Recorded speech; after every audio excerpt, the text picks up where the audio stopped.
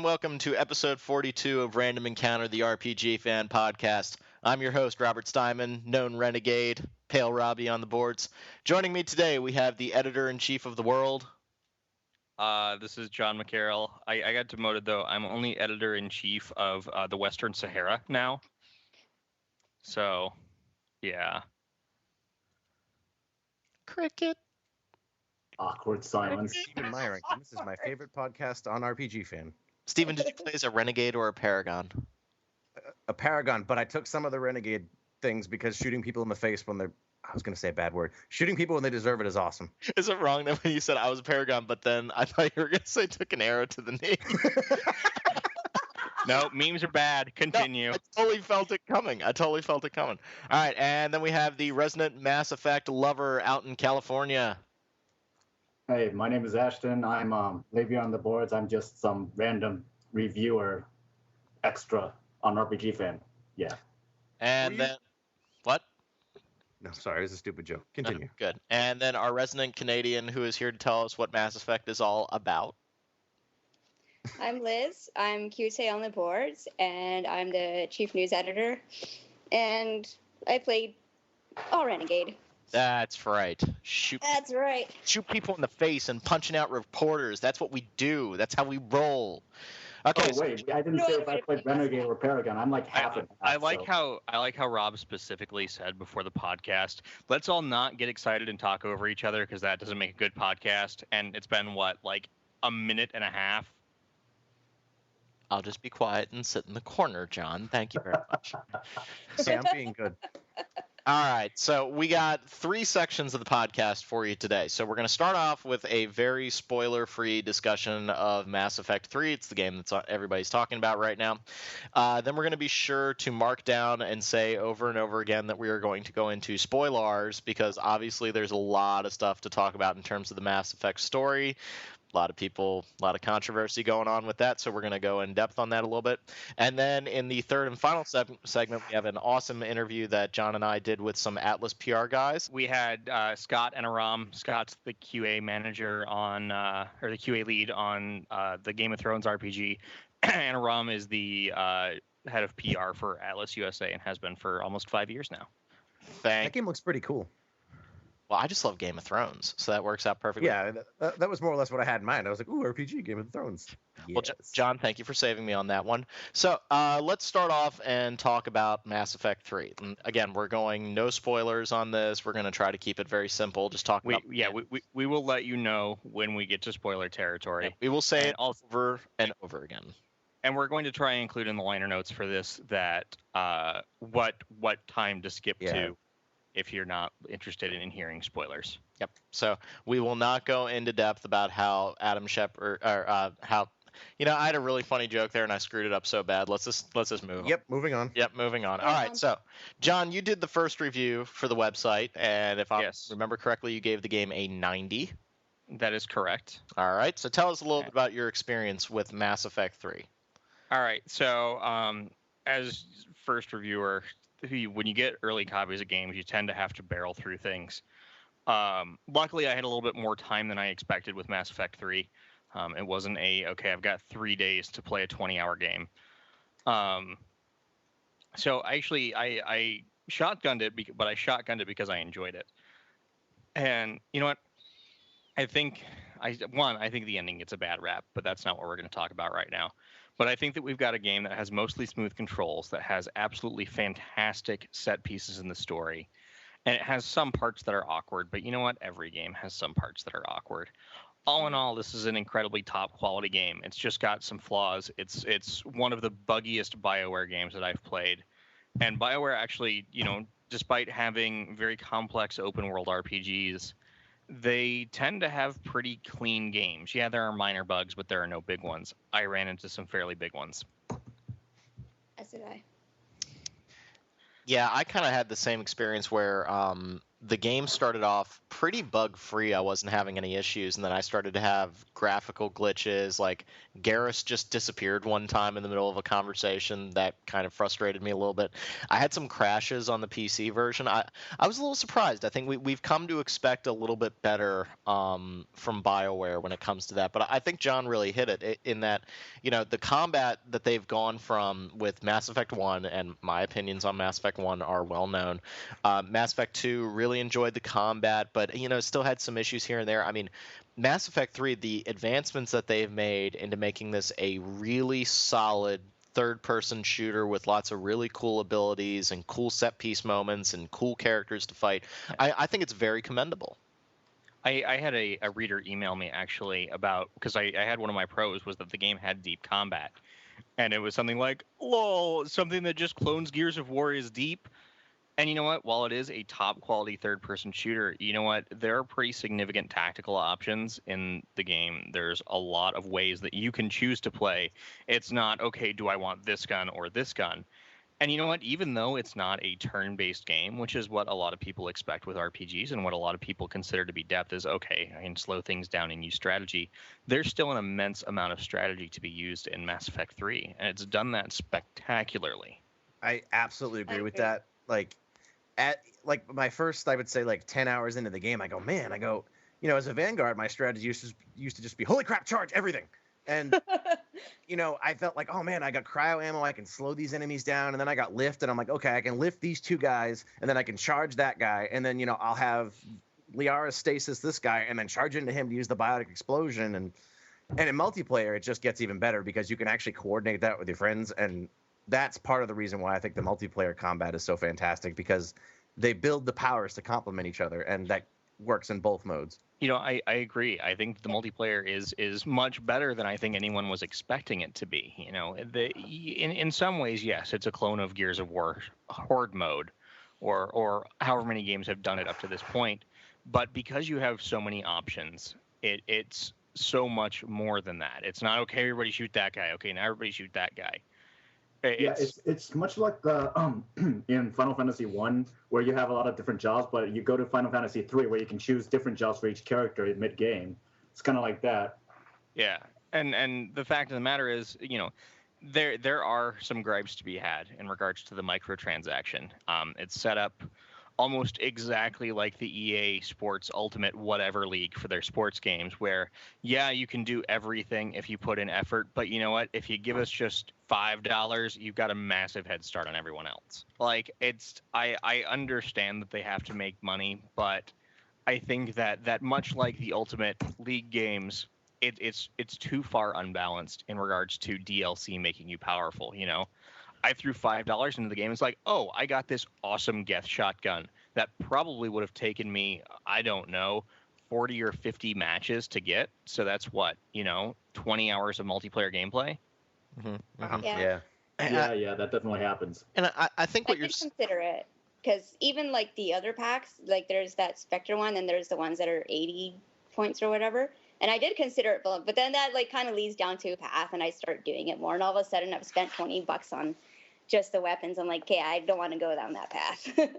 Yeah, I had some leftover Microsoft points that I just threw into the multiplayer, and I got some pretty cool stuff. But I don't see how this can end anything but badly. Yeah. I'm very opposed. We've talked about microtransactions before, and I'm very opposed to spending money unlocking stuff and that sort of thing. And go ahead. Oh, no. I think that I want to let you finish, but I want to rebut, because you know what? I think that you're right in regards to unlocking things, but I think that you've expressed, a lot about microtransactions, and I think that there are some microtransactions that do work incredibly well. This is just not one of them. Mm-hmm. Mm-hmm. No, I think that's fair. I think that, I haven't even had a chance to play the Mass Effect 3 multiplayer yet. Steven keeps, yelling at me whenever I'm on Origin to jump on, but I really don't have any desire to do it. And then when I hear about these unlocks and things, and it immediately drives me away. I have no desire to do it. And then I compare that to when I was a big Call of Duty 4 player, I loved getting the unlocks in that game, but since every weapon was viable and the only differences were just the different ways that you could tailor your experience, it didn't make you suddenly better that you were using an AK-47 instead of like the M4 carbine that you started out the game. It was just a different type of weapon with a different like list of loadouts.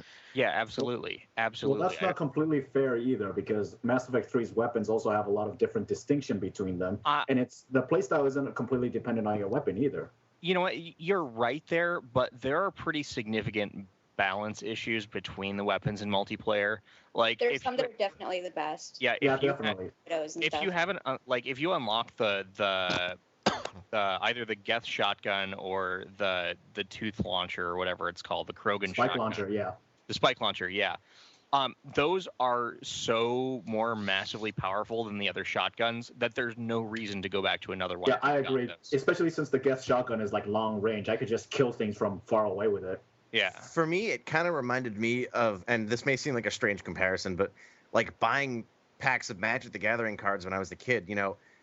I didn't have as much money to buy cards, so I'd be sitting there with whatever the heck I could find, and it was garbage. And I had a friend who could go out and drop $50 a week on it, and I was like 12, so $50 is like $1 million. And so he had all these crazy cards, and I'm sitting there like, yeah, I just have to trade to get cards. And with Mass Effect, none of my friends are buying credits, so we haven't had that problem. But I could see it very easily. Like, there is a pretty big disparity between especially shotguns, because like. In the single player, I use the Disciple, which I think is the Geth shotgun, but no, it's not. But no, it's not. No, it's not. But in multiplayer, when you have 3 other people that are responding with the speed of a human being, getting the spike launcher, you're like, why would I need more shots? My friends will take it down, and I can just drop them with 1 million damage. And it's true, if you get that early on, you're pretty much, golden. Now, one thing to go back on my original point and defend the game is, it's not competitive co-op. Mm-hmm. Mm-hmm. And so it's not like, oh, I got this spike launcher, I'm going to kill everyone in the game. It's, well, I've got this spike launcher, I'm more powerful versus these enemies, and everyone gets better. Right. It's PvE, which I think makes the microtransactions easier to swallow, because if this was competitive, then I would be absolutely losing my S over things like that. But like, since it is just you and your buddies versus the enemies, and if if Steven's friend wants to spend $50 to get all those special shotguns and special goodies like Magic the Gathering, it doesn't really bother me that much, because we're all kind of working together right there. And I mean, I still don't like it, but it doesn't bother me nearly as much as if this was like a player versus player situation. Yeah, I agree. A lot of the things, for example, like the different character classes, all but the human, male, and female are locked, and all the character classes that are of different races are rare. So it's almost like they're forcing you to buy the multi-transactions in order to get the different races. There are some that are uncommons. Yeah, the Drell Vanguard is uncommon, because I got that. Oh, really? I got that in the demo. I actually got that in the demo, and I got it in the full game, like before anything else. I haven't unlocked any classes in the game yet, other than what default. I do believe that of the 6 classes, there are 6 uncommons and 6 rares. I'm not 100% sure on that, but I believe that's how it's set up. All I know is that I didn't get any extra classes until I sprung for the Spectre pack. So now, to go along, I think it's interesting that we immediately gravitated toward multiplayer when we're talking about Mass Effect 3. I find that interesting. So to kind of steer it back to the single-player game, because I think we're all in agreement that the initial worry, the initial knee-jerk reaction that we even had on this show was to go, oh my god, don't put multiplayer in my Mass Effect. And Absolutely. It doesn't. I admit I was like that, yeah. Well, not really. I always assumed that it would be something like in, say, Splinter Cell Conviction, where you had a co-op thing. Right, and I think what they did was very, very good, and that's fine. Now, to swing it toward the single player, to add kind of a segue, I know that one of my beefs with the game, and I'm not going to go into spoiler territories, I don't like the fact that the ending of the game is affected in minute ways based off of the multiplayer component, which first off gives Steven an opportunity to explain the military readiness to me. Actually, I do need to cut you off there. You don't have to do the multiplayer to get that stuff. But then you'd have to do like every minute side quest ever to make up for it. Yeah, but you know what? I did every side quest ever. Yeah, I I mean, think I had like one Yeah, left yeah, I over. mean- Yeah, and that's exactly what BioWare said. People didn't want to have to play the multiplayer, and in Mass Effect 2, if you wanted to get the best ending, you had to do every single side quest. And Right. so I don't think that's changed. No, that's fine. That's fine. But now my point is, they're giving you two options, which is completely fine. But I still don't like that multiplayer component getting involved. But at the same time, I did have the single player portion open to me, so it's not a huge problem. But it is something that like I kind of rolled my eyes at. See, Not the least see, of which because I didn't think that BioWare was doing a good job of explaining that to me. See, I disagree that it's a bad thing that they do that. You know what? It makes it more inclusive for more players. Like, Absolutely. I think that, you know what, it doesn't affect you to go, and if in whatever version where the multiplayer doesn't exist, you're gonna have to get all the doodads anyway. Like, True. and if you don't want to get the doodads, you can go and shoot things with your friends, and it makes everything a-okay. Oh, that's true. Like, Although there is a problem with some of the things where apparently some of the minute endings require you to have like a higher effective military strength, which can't be gained with just the single player. Apparently you need the multiplayer to increase your percentage over like 4,000 or something, because my max was like 7,000. So my only worry is that in like 10 years, if I replayed the whole series and their servers are down, I would be stuck on 50% effective military strength the whole time. well, I mean that there's always the fair argument that, you know, multiplayer servers only exist for so long. Yeah. Although I feel like in that event they'll say, "Yeah, we've patched it in so you can raise it through some other means." Yeah, I mean, or they it just totally stays at 100. Yeah. You know. Yeah, they totally did that for Demon Souls. Well, yeah, but that's Oh, Demon that- Souls. That's a significantly smaller game, though. Not to down. Not to Demon be down, Steven, but I really doubt that they'll actually have the foresight to actually do that. I don't know. BioWare has pretty damn good foresight, I'd say. Well, yeah, but the servers are updated and maintained by EA now, so Well, I mean, EA has pretty decent foresight, and it's not as if their servers don't exist for a long, long time. I understand 10 years. They're obviously not going to.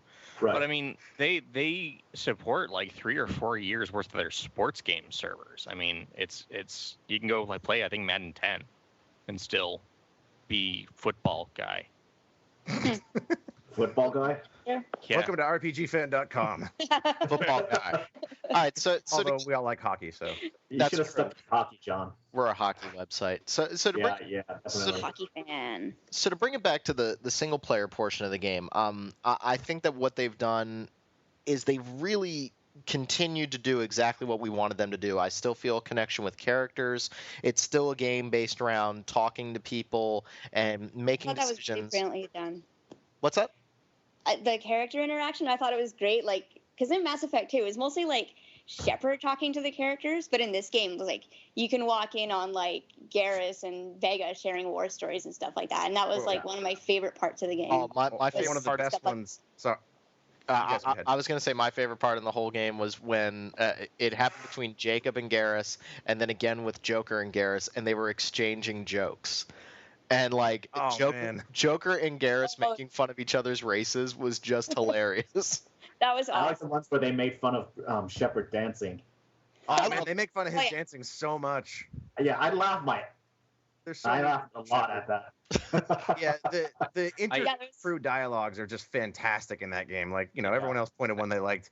At one point, you can walk into the kitchen and you see Javik or Vega is cooking, and they're like talking about they're telling jokes, and basically Vega keeps telling these really lame jokes, and then Javik makes up a totally nonsense joke that isn't funny, and Vega's like, "Ha ha, it's really funny," and he's like, "No, you didn't. It's not funny. I made it up."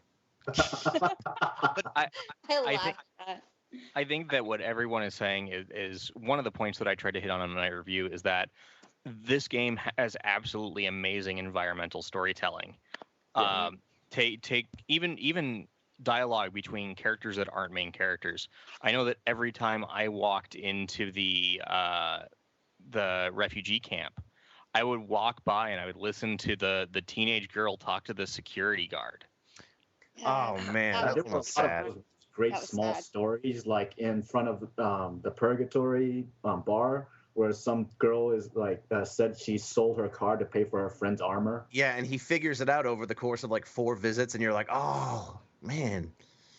And I actually, and the other thing too is it's not like that's limited. Like throughout the game, you'll keep seeing new ones. And I mean, for me, every time I finished any sort of mission, like even if it was just a drop off this doodad with that guy, I went back to the ship and walked around to talk to everybody because that's just what I do. And every time there was something new, there were like 2 occasions in the whole game where they weren't saying something new to me. Yeah, a lot of people are complaining that BioWare didn't put a lot of like detail into the game, but then that's not true. You're just not looking in the right places for the details.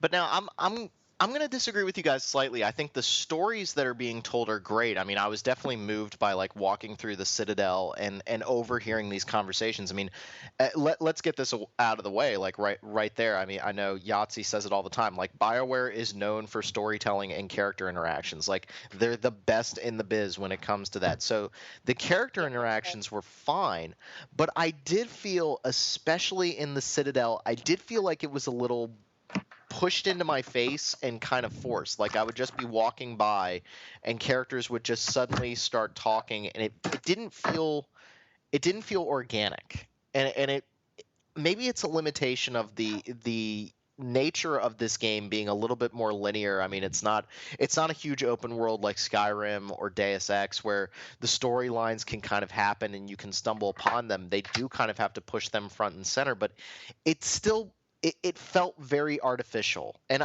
again, the stories that were being told were fine, but the way that they were pushed on me felt off.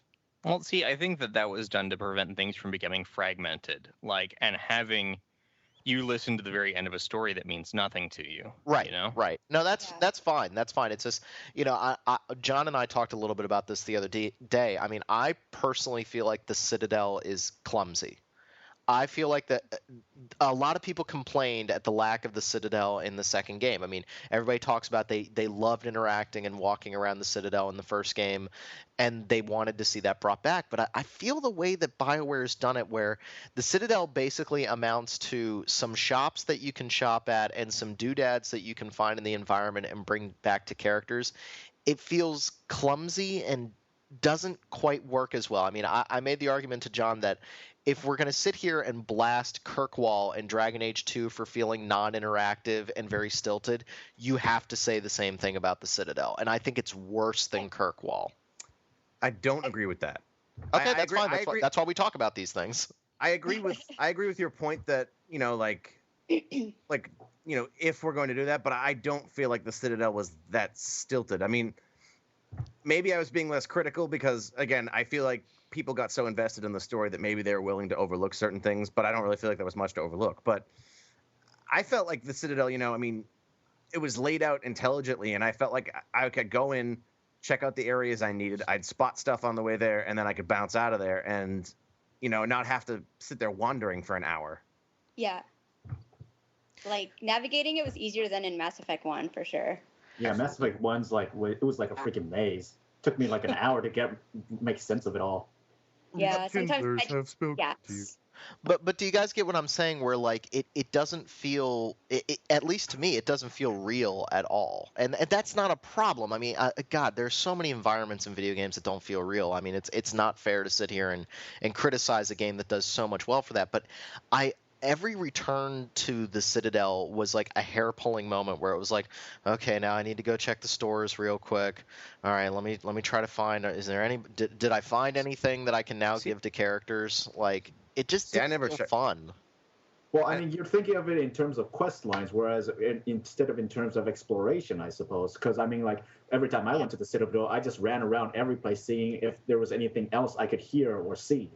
See, I never went looking for shops because I just used the one on the Normandy. And if you wanted 10%? to straight cash, homie.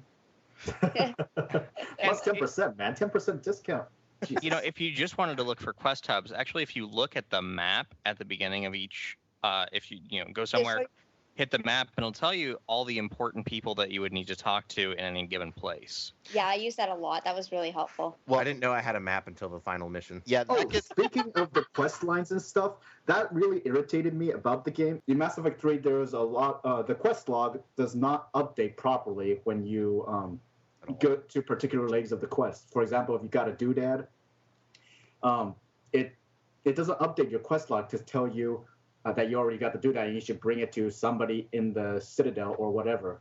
It just keeps on the first page of the quest log, unlike in Mass Effect 1 and 2 where it did update the quest log and you knew exactly where you were in the quest. In Mass Effect 3, you're at a complete loss if you like come back, say, like a month later. Not only that, but there's no inventory, so you can't look and see if you have the doodad. So you're just like, all right, I guess I'll go talk to that guy. That's my biggest issue with Mass Effect 3 is that from a pure like design UI implementation, I think the game is needlessly obtuse and silly.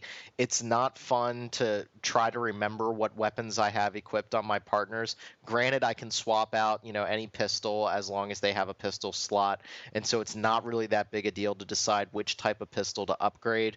But it's just there's really bad inventory management. There's moments where the codex doesn't match up with the it's not consistent with itself. In one area, it labels things in this manner. In another area, it labels things like this. The point that Ashton's making where the journal doesn't update, and so you have no idea where to go sometimes or whether or not you have said doodad that you need to do.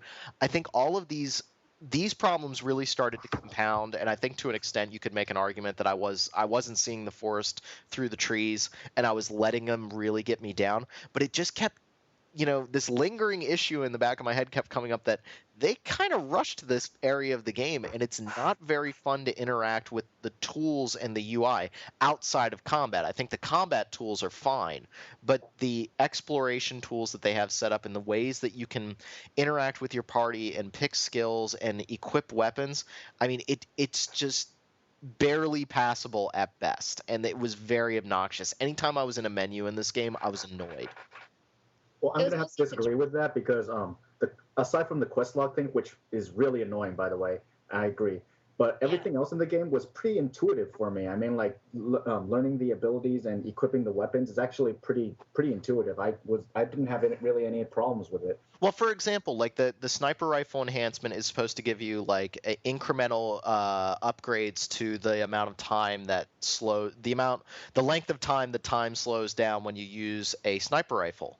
But when you apply those attachments, it doesn't change the number in the skill menu when you look at your individual like character statistics, which is obnoxious because I think the skill menu is perfect. Like they tell you how long you have for a skill to recharge, how much damage it does, how effective it is, but then like the weapon attachments that you attach, you don't know how those are impacting the skills. It's like, well, what does that mean to have plus 35% time dilation? Is that in addition to what I already have? Like it just feels like at times Mass Effect, and this will get to the ending discussion in a little bit, it feels at times like Mass Effect was being made by a lot of people, which I think it was.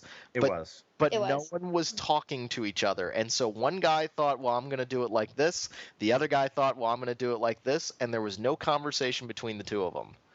Well, I think in the process of trying to simplify everything, because everything comes out to like progress bars instead of like actual hard numbers, which I feel like is actually a good idea because numbers actually turn people off, which was one of the things that annoyed me about the first Mass Effect. There was way too much stuff for me to deal with on a regular basis, I mean.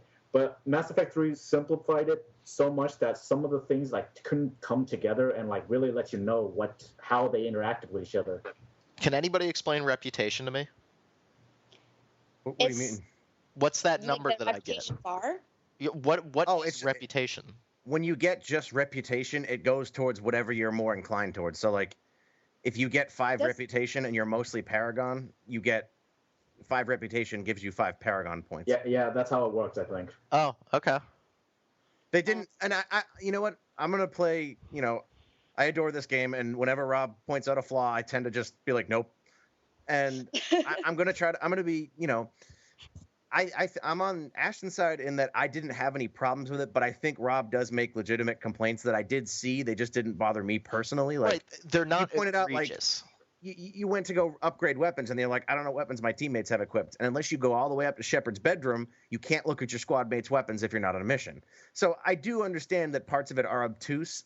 I just feel like either I didn't care enough, or for me, I only upgraded weapons. I would go and I'd be like, all right, I know who has what because we're all wearing the same thing. Right. These are not problems that kill the game. Please don't. I'm obviously being devil's advocate with the game, and I'm pointing things out.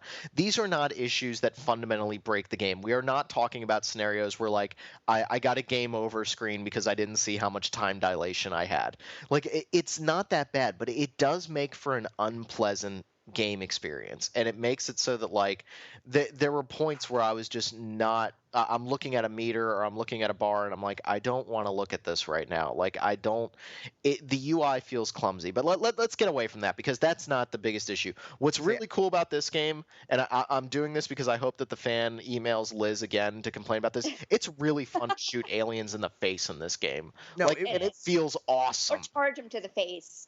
Yeah, like speaking of faces, one of the things that really annoyed me, I mean, if whenever my review goes up, everybody will know that I loved the hell out of this game, and I don't really mind the ending at all, et cetera, et cetera. I love the hell out of this game. It's probably my favorite game of this generation. But when you import a character from Mass Effect 2, the face doesn't import correctly.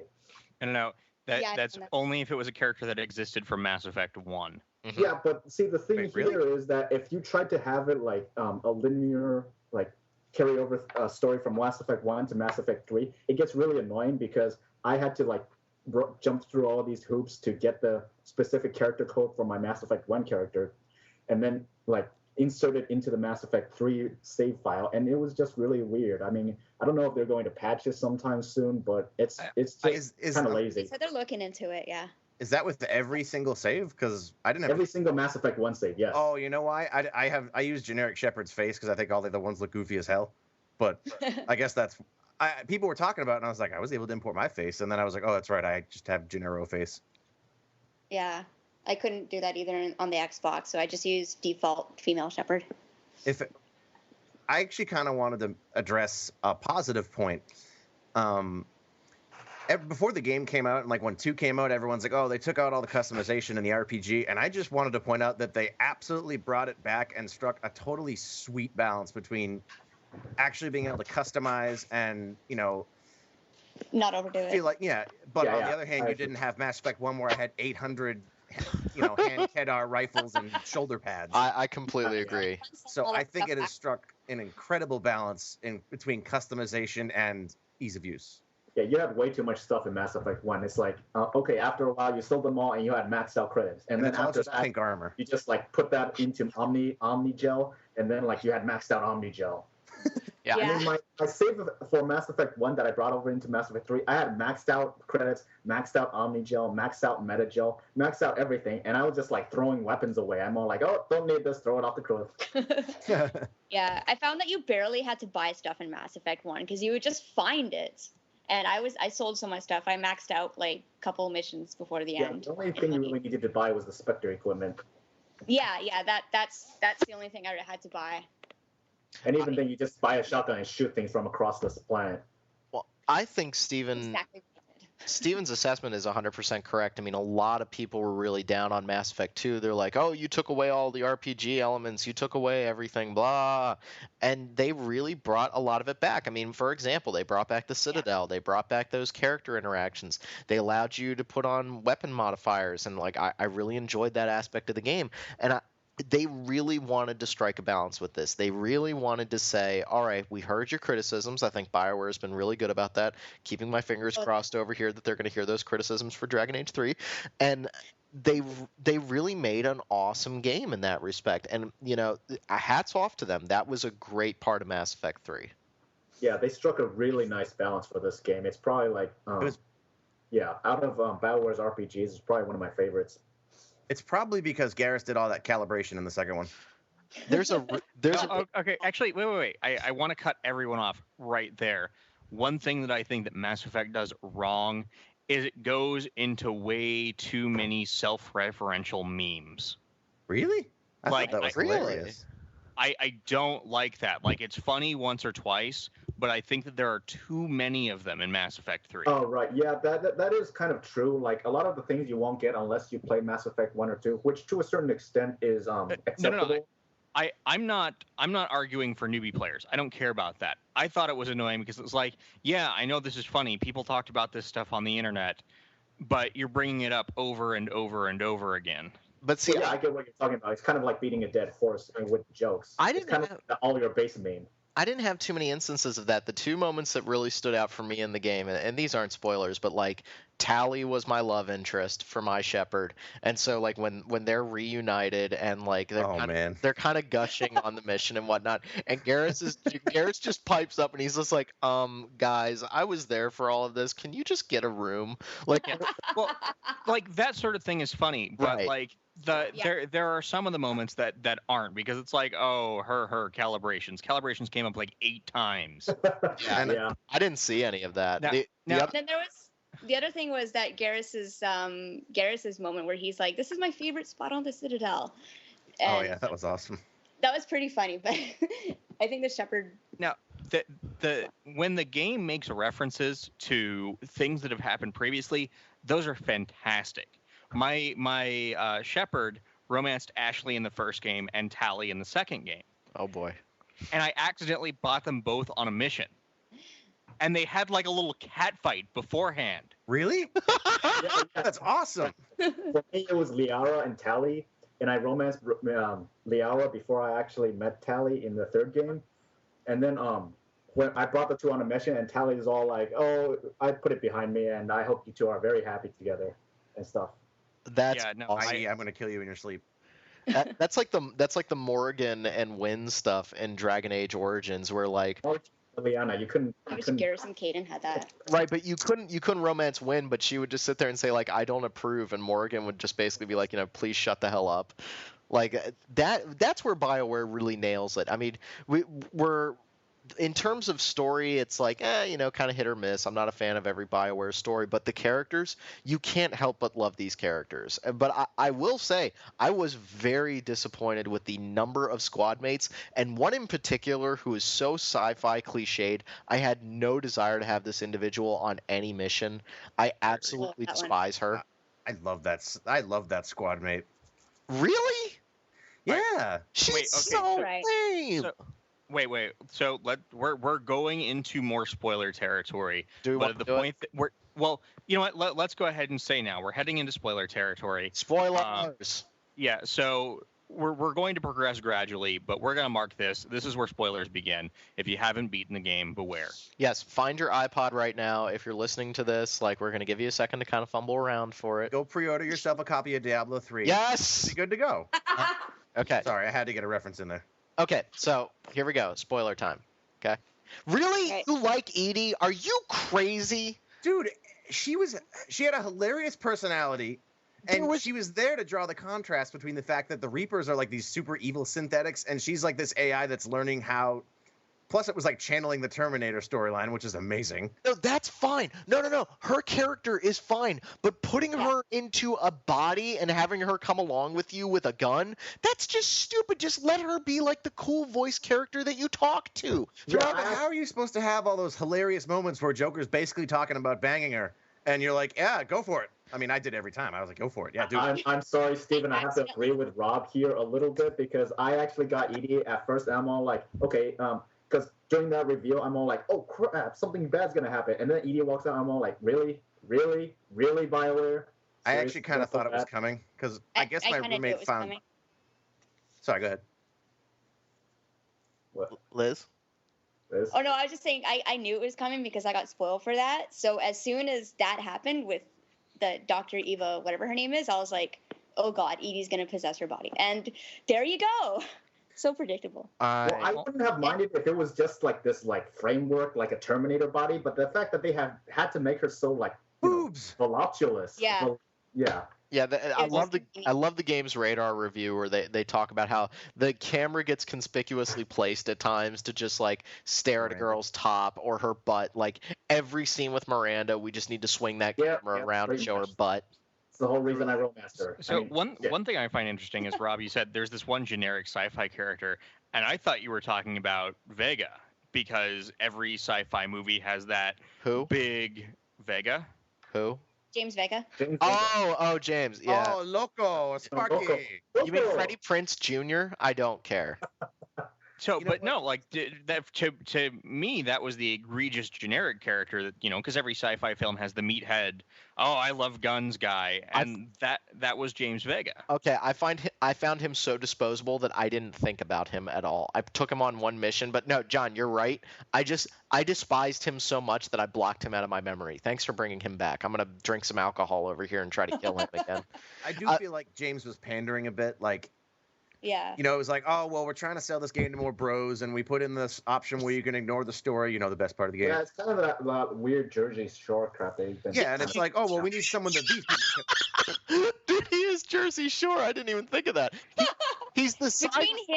Between him and Diane Allers. He's the size of Chris Redfield from Resident Evil 5. Dude is a. Now We're getting some feedback. Yeah. What's going on here? DOS feedback. All right.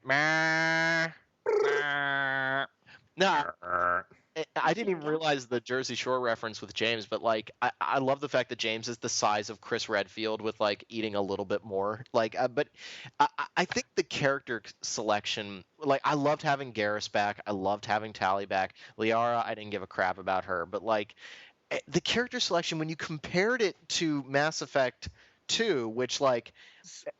And in Mass Effect 3's defense, they actually gave Jack some funny lines, and she had me cracking up. Like, she was actually kind of okay in this game.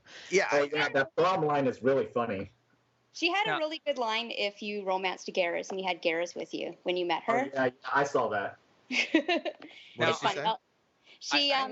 If you bring Garrus and then she snaps at Shepard and Garrus is like, "Oh, charming as ever," and Jack's like, "Bite me. Better yet, bite Shepard. I bet she likes it that way." Oh, It's yeah. hilarious. I have to disagree with you there, Rob. Though you know what, Mass Effect 2's 10 or 11 or however many different 12. Was it 12? Yeah. Yeah, it was one of the trailers was the Dirty Dozen, so yeah, 12. Yeah. So you have this obscene amount of characters that truly you can't take on every mission. And while they did have their own missions that you had to go on a mission with every single character at least once, I was happy with my 6 characters from Mass Effect. And it's not like the other characters didn't show up. I mean, like... Okay, I'll make this argument. Morden. Was treated awesomely. I have no problem with the way that Morden was treated. No, I have no problem with that, but I wanted more of him. Like, I'm not complaining. No, don't get me wrong. I'm not complaining about the way characters were handled. I'm complaining about just the immediate cast, just the 5 characters that you can choose. Like, I only liked 2 of them, so I always brought them. I didn't like anybody else out of the 5 characters.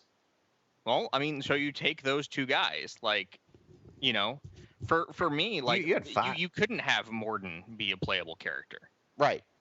Because he dies halfway through the game. Well, true, but what I'm saying is that I didn't feel like, there were characters in Mass Effect 2 that I hated and characters that I liked, but the number of characters I liked outweighed the number of characters that I didn't like that I could choose for missions.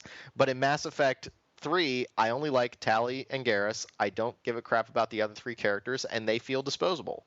I'm not complaining about the endings for characters. I'm complaining about, I think that the immediate choice of squad members is very limited, and I did not like them nearly as much as the wide range in Mass Effect 2. Well, there's like 7 characters to choose in Mass Effect 3, though. What's that? There's 7 characters. 7 characters. Okay, I only had 5. Who was Did you not let? There's 6 in Shepard. There's 6 minus. Well, are you guys including Javik as the DLC character, or? I was including Javik, but I didn't get him. Even without Javik, there's Kaden 6. or Ashley. That's Vermeer Survivor. Okay, I never got Ashley. So I had Liara, Tally, Garrus, Liara, Tally, Garrus, James, Edie.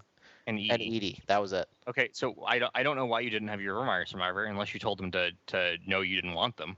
Or you killed them. I think so, because Ashley was pissing me off.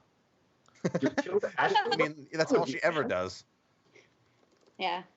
So I don't know. It's a minor complaint, but let's get back to the main point. Edie sucks. Sorry. Nope. Edie sucks. Please. She's terrible. Edie's She's a giant funny, and plastic set of TNA. Like, really? She has a cool visor. Speaking of the playable characters, what did everyone think about the Prothean squad member? Well, like you know Go what, ahead. Steven and I we're gonna disagree greatly, Steven and I, because I found that now let's be fair. I don't know when Steven picked up Javik. The way that I played Javik's DLC, because I played the game before it came out, Javik wasn't available. To me, Javik was post-game DLC. I beat the game and then I got Javik. Right. And in that aspect, he's awful because you get the one mission and that's it. Right. Yeah, But I mean, Javik as a character, I mean, like, it's fun. It's fun that you got him after the game, but he was obviously meant to be like, you know. But I'm saying, what I'm saying is, well, if he's meant to be part of the game, why is he DLC? Ooh. He should have his own standalone story if he's a piece of DLC. Like he does, but it's like 20 minutes long, if that, and that includes the time that you're shooting random Cerberus guys. I agree completely, John. See, I bought Javik literally before I even started the game up. Like, you know, I said, all right, I know I want the Prothean, I'm going to buy him now. And in that regard, he's fantastic because he's fully integrated because, you know, he was already in the game. But, you know, the mission, if I completely think you're right. If you bought that mission after you beat the game, you got screwed because the mission is terrible. Yeah. I mean, it's literally just, shoot some guys. All right, go ahead. Oh, wait, there's one small thing that gives you some more assets. And then it's like, here's Javik, and he's never going to talk to anybody about anything again. Yeah, pretty much. That's how it showed up for me. Yeah. If you like played it like the people who bought it at release or bought the collector's edition, Javik actually appears pretty early in the story, and he actually offers a lot of insight to the at certain story points, like for example the ancestors of the current races. Like he would have like these lines about how Solarian livers were really Solarian livers were a delicacy in his time or something. And he also gave insight into the Protheans. I mean, like when Mass Effect 1 and 2, we assumed that Protheans were all this like majestic, kind species, but then Javik comes along and he tells us that they're like a bunch of imperialistic, you know, douchebags. How pleasant. Yeah, like I definitely go ahead. Sorry. If you guys play the game again, apparently I forgot to do this, but apparently you want to take him on the Cessia mission because he's got a lot of interesting commentary there, because it's about Prothean stuff and history. And he had some, like Ashton said, he had some other good comments too, like Solarians used to eat flies and other silly stuff. And then Liara gets all fangirlish, like she keeps asking him things, and he's like, "Stop bugging me." And he had some funny stuff too, like, you know, the joke with Vega, and like when Tali gets drunk at one point, she calls him and starts trolling him over the phone. She's like, "Oh, you're a super." I love that conversation. Huh? So is he kind of filling that BioWare funny role like Shale from Dragon Age or Rex from the original Mass Effect? Is he kind of filling in that role of like the funny kind of, you know? He's not funny overall, but there's these kind of awkward, like funny a moments. deadpan snarker kind of guy. Yeah, he's very grimdark, but he'll occasionally tell like a funny joke, or he'll interact with somebody, and because he's such a jerk, it comes off funny. So now, how does he fit in? If the Protheans are all dead, how the hell is he in the game? You go to Eden Prime, and guess what? He survived in one of those stasis pods when all the others ran out of energy on that one planet. Really? Because they all their energy. The energy of the entire complex was focused onto his single stasis pod, and that's why it survived. Oh, I'm sorry. Found it beforehand. Ugh.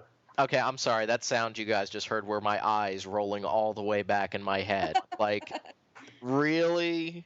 You need to pick them off the ground again, Rob. Okay, but I think that another segue here. I think overall Mass Effect 3 is very well written, but there are, before we get to the ending, there are instances that I have a problem with. Like, for example, a lot of people have complained about the lack of urgency. The fact that in the first 10 minutes of this game, we see Reapers invade Earth. It's like, it's going down, man. It's going to happen. We didn't listen. It's the end of the world. Shepard, go round up the troops. What? Go round up the troops, just like you did in Mass Effect 2. Go on.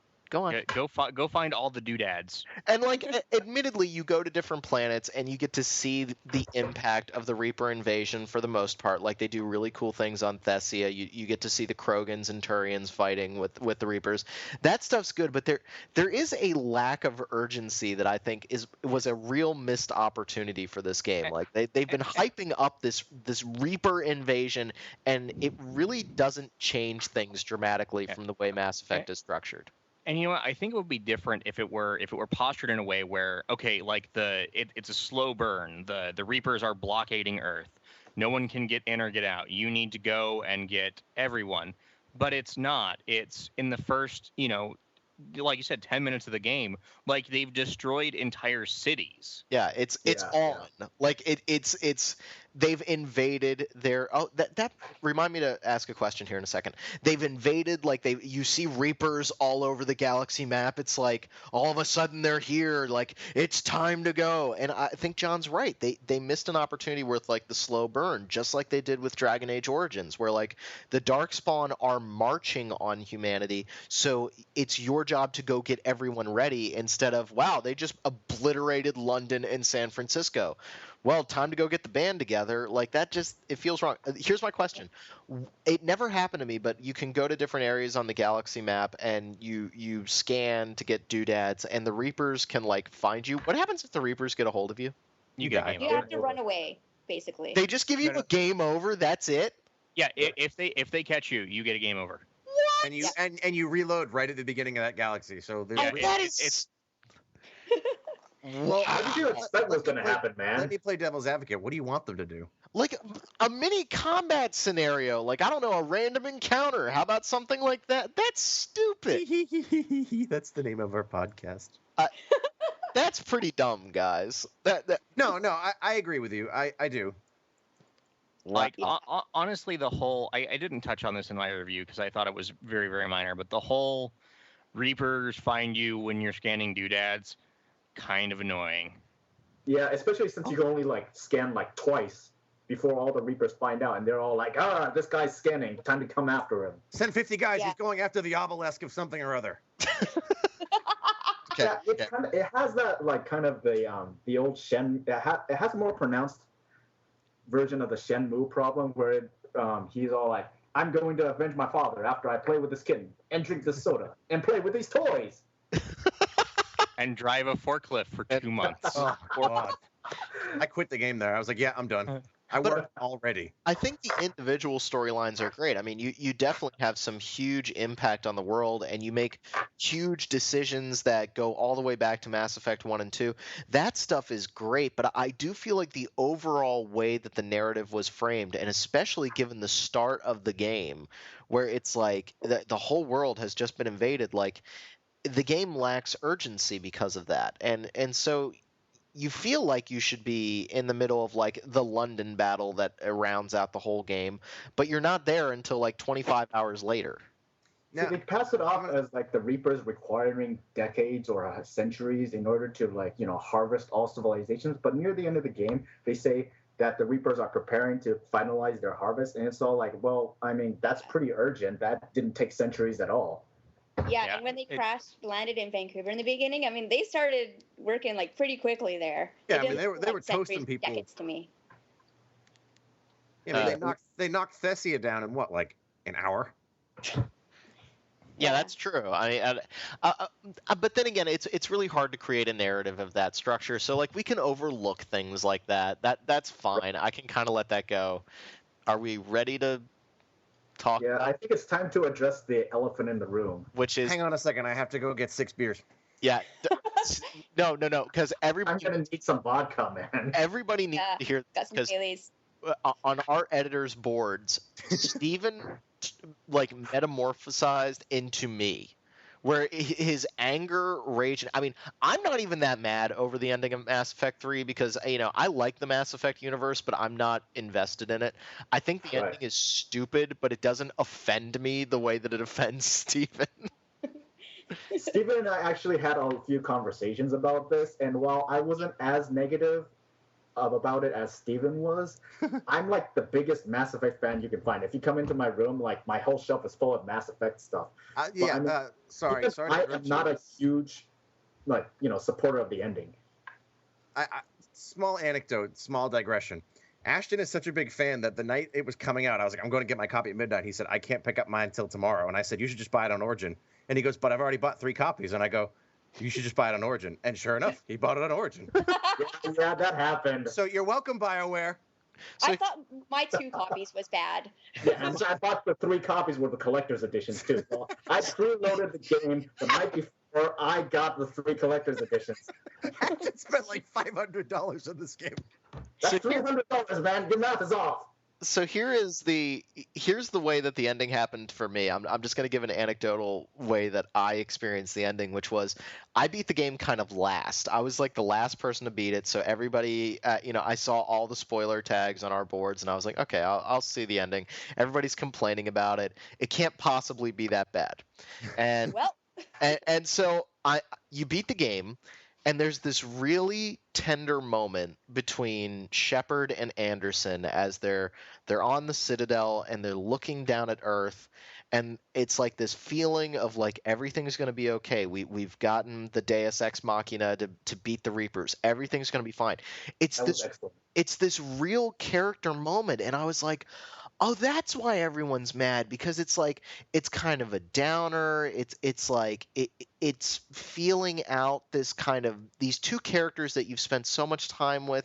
It's going to end with Shepard's death, so it's the end of Shepard's story. We're not going to see anything else. I totally see why everybody's upset with that. They're just I was sitting there going like, you Philistines, you don't see what BioWare's done here. And then Adam Jensen punches the wall down and goes, I never asked for this. And you get... So here's what happens. Anything. The space elevator opens up. It brings Shepard up into some weird, into space, mind you, and he's not wearing a helmet or anything. He's not into space. He went into a different compartment of like either the Citadel or the Catalyst or whatever. And then like open. So he goes up into like this weird compartment, and then like a Star Child appears.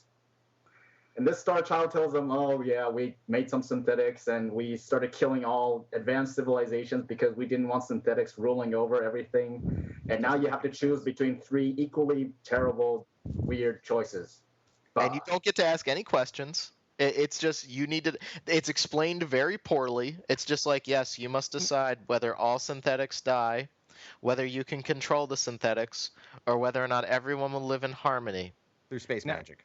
One thing that I thought was interesting, one theory that I saw was that Shepard was being indoctrinated at that point. That would actually be awesome. Interesting theory.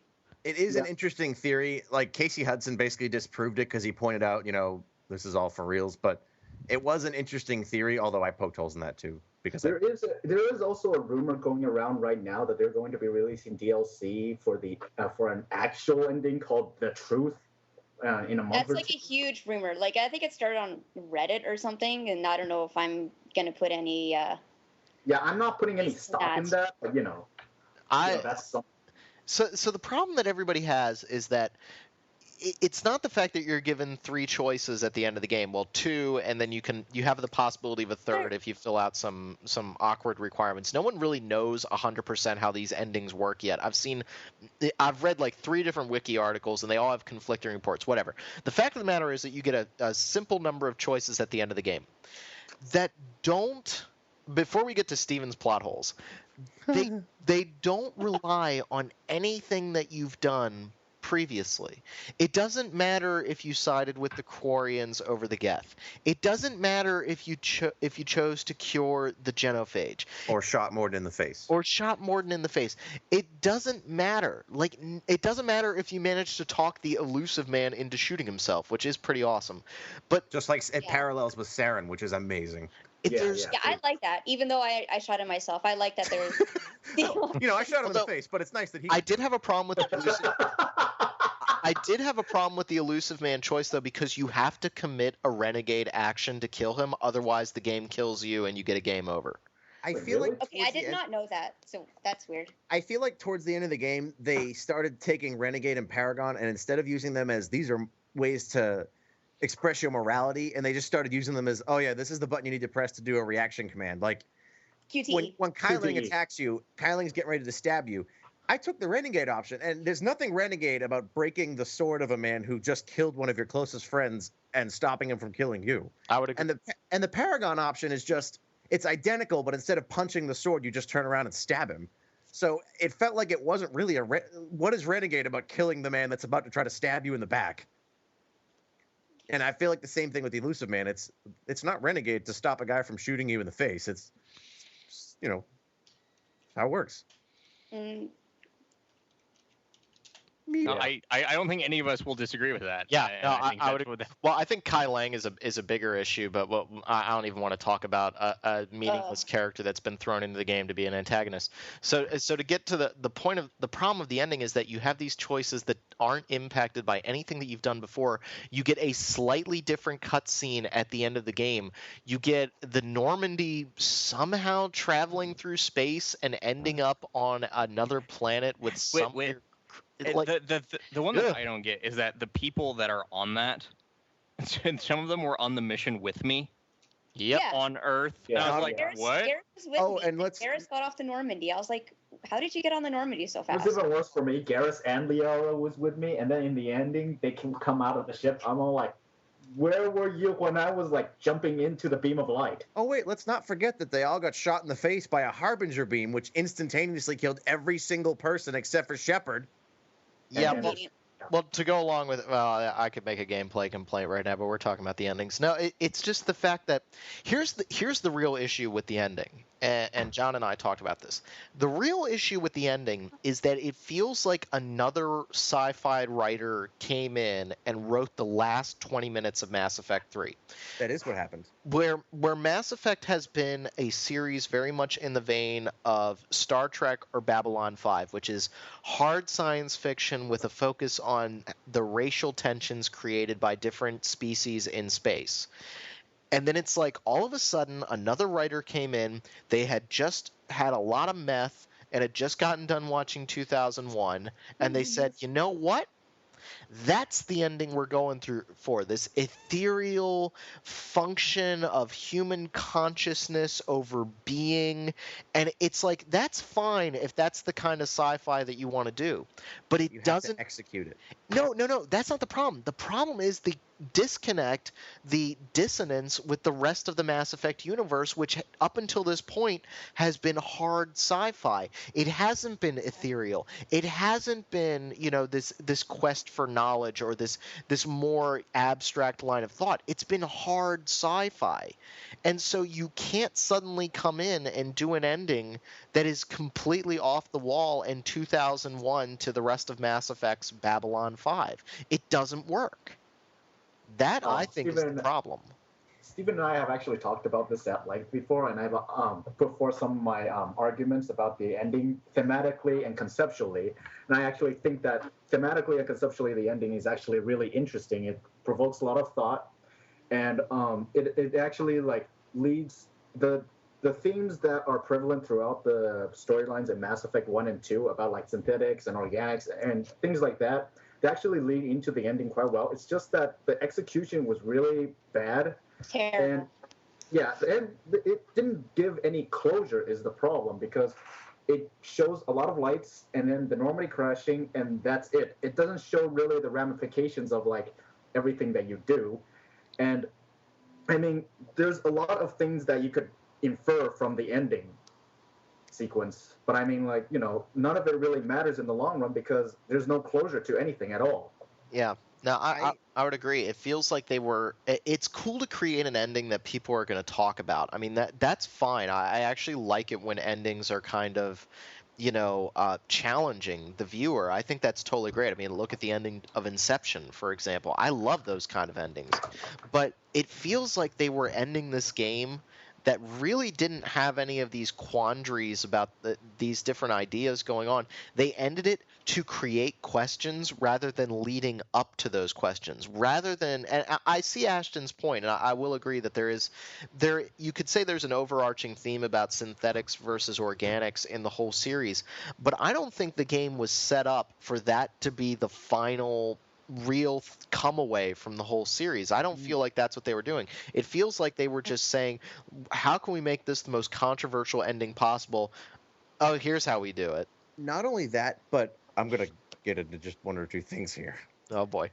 They not only does it not set up a synthetics will always destroy organics contrast, a main mission in the story, if you get the best ending to it, actively says that synthetics and humans working together is beneficial to both of them, because if you help the Geth and then you stop them from killing the Quarians, they both end up living in this like idealistic society where the Geth are like uploaded into their suits and like totally helping out and helping them get used to the new environment. And yeah, and with this ending here, you know, well, basically, I mean, that's the point, though. I mean, you in the ending, the Star Child, or the first species, if you will. I mean, they say that their ultimate conclusion was that synthetic life will destroy all organic life. And through the story, you've already proven that that's not true. And the Crucible has opened them up to new possibilities for that fact. And the whole point is to change the galaxy so that that isn't the final result. But a mission you have done in the past, which made no indication that that was a possible outcome, actively says that that's not necessary, because That's exactly the point. You've disproven the cause of the Reapers, and that's why the new possibilities are open. Well, what about the thing is, I'm sorry, I don't mean to keep interrupting everybody. No, it's fine. Go ahead, Steven. You feel the thing is, you're doing that, but you're actively saying that what you've done in the past doesn't matter. You're opening up to new possibilities, but by doing that, if that were the case, if he said, okay, you've proven that that's possible, he wouldn't say, now we have to reset the galaxy to zero and totally change everything, which could change the circumstances and put them back in the position they were in before. You know what the problem is here, guys? We are having the exact same conversation that people were having in, what was it, 2000? Was it 2000 or 2001 when the new Matrix movies came out? And you had exposition for the sake of exposition. What the Star Child is saying makes no cognitive sense. All synthetic life will destroy all organic life. So that's why we created synthetic life, to destroy all your organic life. Well, no, it was to destroy. It was to destroy advanced organic life, because they leave people alone every cycle, so that life still exists. But not life that can create the most advanced synthetic life. Yeah, they're preserving the existence of organics by destroying the advanced civilizations that have the potential to create synthetic life. Well, what a lot of people are actually doing right now is oversimplifying the actual ending and what the Star Child says. The synthetics aren't out. The Reapers aren't out to destroy all organic life. They're out to destroy advanced organic life that might give rise to synthetic life that will eventually cause, like, what is known in science fan circles as a technological singularity. No, I get that, but I don't feel like the game was leading up to that point. It's fine to have this theme, and I'll agree with you, Ashton, that is a theme between some of the character interactions that are going on in the game. I mean, we've already said Geth, Quarians, and that sort of thing. Yeah, I see that. But the biggest problem that I have with this ending is that it's so abrupt, it's so out of left field.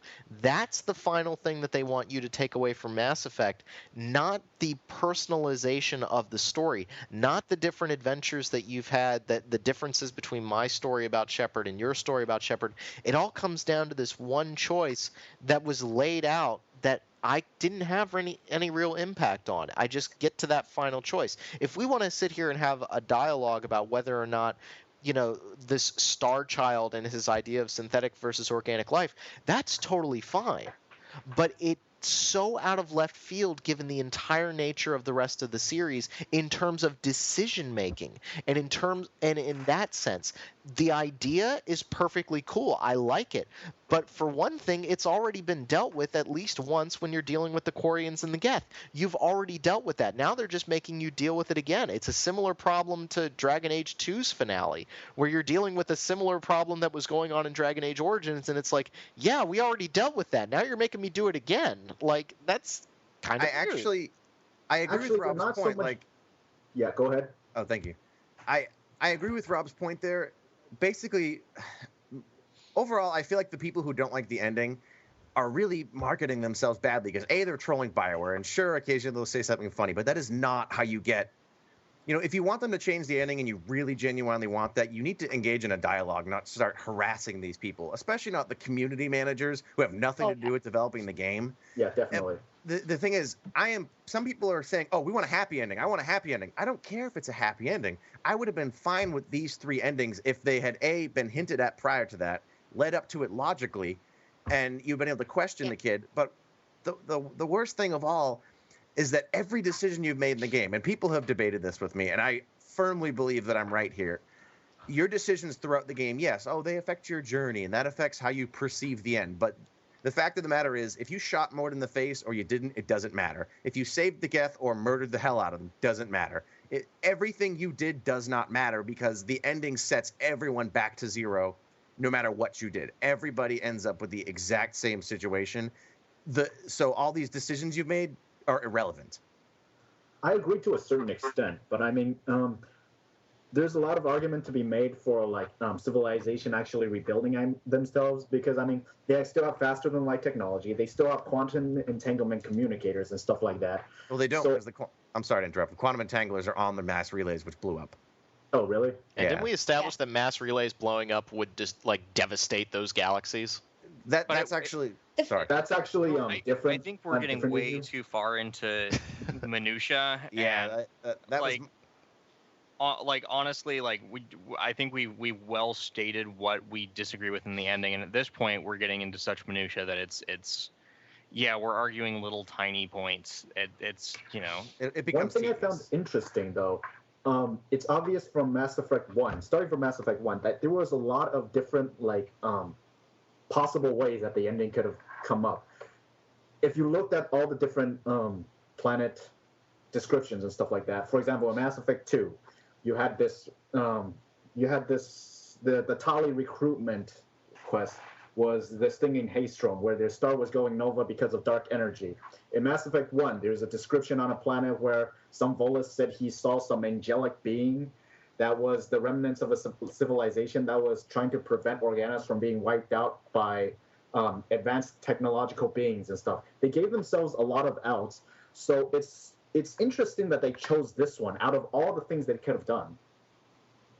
I think it's brave for them to do the ending. I think that's fine. And again, as Steven's 100% correct, what people are doing, this petition to get BioWare to make a new ending, that's the wrong way to go about doing it. Here's the deal, guys. I think the Child's Play petition worked out well in that sense. Yeah, I mean, if you're raising, right way to do it. If you're raising money for charity, that's great. But here's the thing that a lot of BioWare fans, a lot of Mass Effect fans need to sit down and calm down. We're all very adamant here. We're all on different sides of the fence. It's really cool that we all care enough to have this conversation right now. That's really cool because that shows that we're all invested in this universe and we care. Which is a success for BioWare. Yes. Yeah. Yeah. B, sometimes bad endings happen. Okay? As much as I love, the original Star Wars trilogy, as much as I love Back to the Future, as much as I love Ghostbusters. What? You said Back to the Future in a negative context. I will allow you to redact your statement. No, I'm keeping it. I don't like Back to the Future 3. Hey, sorry. You know what would have been great is if Mass Effect would have just gone blank, in the middle of the sequence talking to the elusive man. You're done. The end. But I think bad endings happen, and sometimes you just got to deal with it. Sometimes you just got to deal with the fact that you disagree from the way the creators do it. Sometimes bad writing happens, and I'm not saying that this is bad writing. I'm saying that, that we'll know years down the road if we all think it's bad and we all just get over it.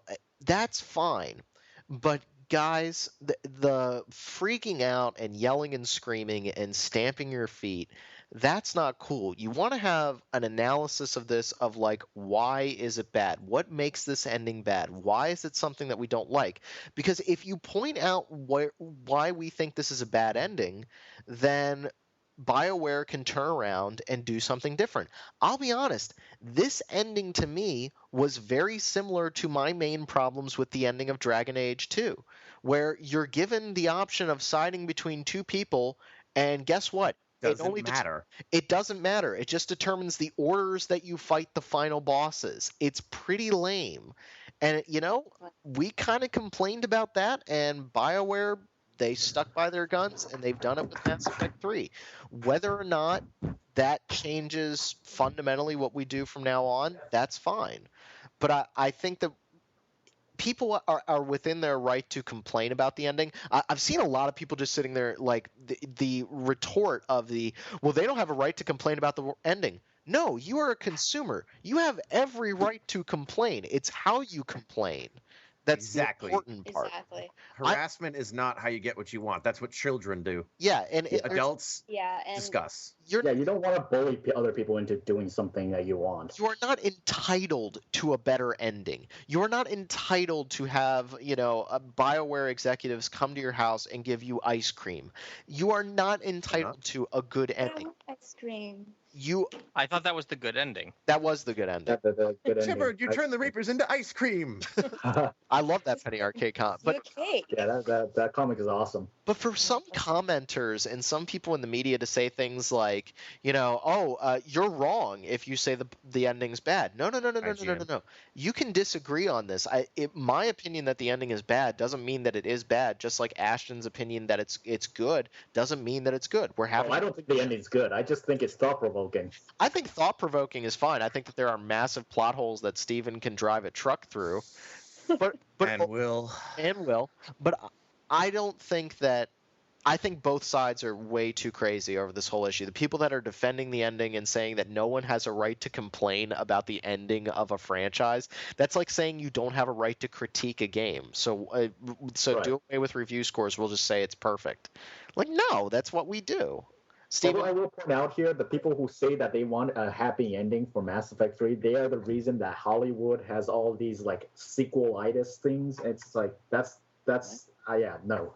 Yeah, I would have honestly. What started this whole ending discussion, this idea of Shepard and Anderson staring at the Earth. If I could go back now, I would just turn the game off right then.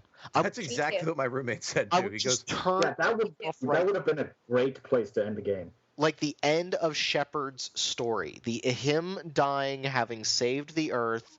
Maybe do like a couple quick cutaways to like, I don't know, Tally like Garrus crying, or Garrus, or like the Turians and like raising their hands to like Shepard or whatever. That would have been awesome. Like, that would have been great.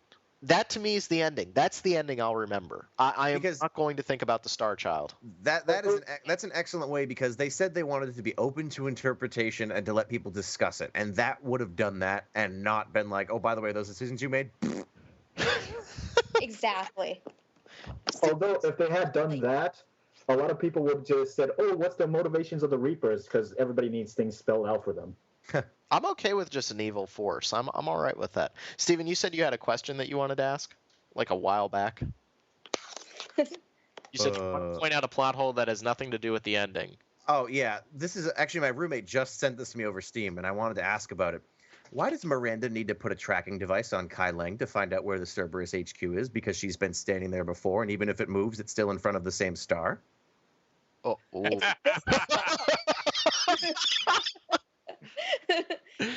Matt, they laughed. Can we I assume it's because the Elusive Man switches between headquarters every so often, so they would know that if the one they assaulted would be the actual one that the Elusive Man was at. So there just happen to be other stars that look exactly the same as the star that was so prevalent in Mass Effect. I don't know. I'm just going with the lore here. The lore states that the Elusive Man switches between HQs. The Elusive Man is elusive. Who would have thought? My bigger problem. Okay. How challenging. Outside of all of this, I think we can all agree that Kai Lang is stupid. Can we all Kai Lang agree is on really- that? Look, Kai Lang gives us one great thing, and that was for Thane, you son of a bitch. That's my favorite. That And was the Yeah, way that was Jennifer pretty Hale says it was beautiful. Kai Lang was so lame. Like he was so like honestly, he showed Yeah. up and I was like, Huh? why did Vamp just show up in the game? What's going on here? Like I'm confused. I mean, I'm happy. That's exactly the reaction I had. I'm like, you got Metal Gear Solid in my Mass Effect. What the hell? Yeah, I was I'm actually happy about more that. JSX. And I love how Shepard just sees him and he's like, "What?" Or she, if you're Jennifer Hale Shepard. Yeah. And not only that, but he follows like the. I wish we could have like Spoonie on the show because he follows the absolutely ridiculous Final Fantasy trope of like using a sword while everyone else has high-powered explosives, rocket launchers, sniper. Well, rifles, that's and because assaults, that at least is explained in the game. He's a phantom. He has the same like Oh. implants as the phantoms do. oh, So he's meant to be a stealth fighter. It's just that you fight him, with a helicopter blasting you. You guys have taken history classes where like the Polish armies engaged with cavalry against German tanks in World War One, and they were like absolutely shredded, right? So whenever I see somebody just using like cybernetic swords or whatnot, and they're going up against like assault rifle dudes, I always kind of groan a little bit. Yeah, when Yeah, you I can mean, attach all the gadgets you want to a sword, it's still a stick. It's still a sharp stick. I'm Yeah, the still- only way you could my remotely understand- enjoy it. Go ahead. It's a Go ahead, different Liz. crap. I was gonna say unless you put a gun on that sword, and then in which case it becomes the best weapon ever that always gets a critical. Yeah. Guns that turn into swords and vice versa are always awesome. I'm sorry, was I hearing somebody complaining about Renzo Kukin? I didn't think so. Okay. All right. I mean, the only way you could enjoy or even appreciate Kai Lang's character remotely is if you read the books where he makes his appearances. You That's know, the one book I haven't read. Is the one with him in it. my Yeah, me too. fiance does With that. him in it, but I don't count the second one because the second one sucks. No. My fiance does that all the time. Whenever we were watching Harry Potter and I was asking questions, she's like, "You just need to read the books." And I'm You like, do. "But I'm like, well, maybe that's a deficiency with your storytelling if I have to read the books while I'm watching the movie." Okay. That's a whole different conversation, but I do agree with you. Okay. Thank you. I think the Harry Potter movies are not very well made for people that haven't read the books. Yes, they're made for people who've read the books, but we Yes. are way digressing. Okay. All right. So I think it's time to talk about news. In the end, Yep. Mass Yeah. Effect Can we talk about news? in the end, Mass Effect 3, great game. It has some issues, but at least we want to talk about them. And honestly, you know what? I hate the ending, but like I tell my roommate because we've been talking about it all week. Yeah, you may hate the ending, but does that change the fact that you had an awesome experience that you're probably not going to forget because of how incredible those characters were? For like This is what I've been saying over years. Twitter the last few days. Is that really going to take away from like a couple of years of awesome. of loving this series and all the memories and stuff? Yeah, and I myself didn't mind the ending too much. I mean, a lot of people will take issue with my final score when my PC review goes up, but That's why it's a review. It will be up by the time people are listening to this. All right. John, do you have a little bit of news for us? Although there's only one news story that matters. Yep. Yes, I do. And the one news story that matters, Xseed is bringing knew that. Ys, Oath, and Felghana and Ys Origins to Steam. Felghana's out by the time you're listening to this. Ys Origin is out in question-mark amount of time. That is, no, you know what? Honestly, that actually is pretty awesome news. Like That is awesome. I'm really happy to hear that. That's the alternative. Keep going. Yeah. There's a new update for Skyrim that has a whole bunch of really cool kill cams.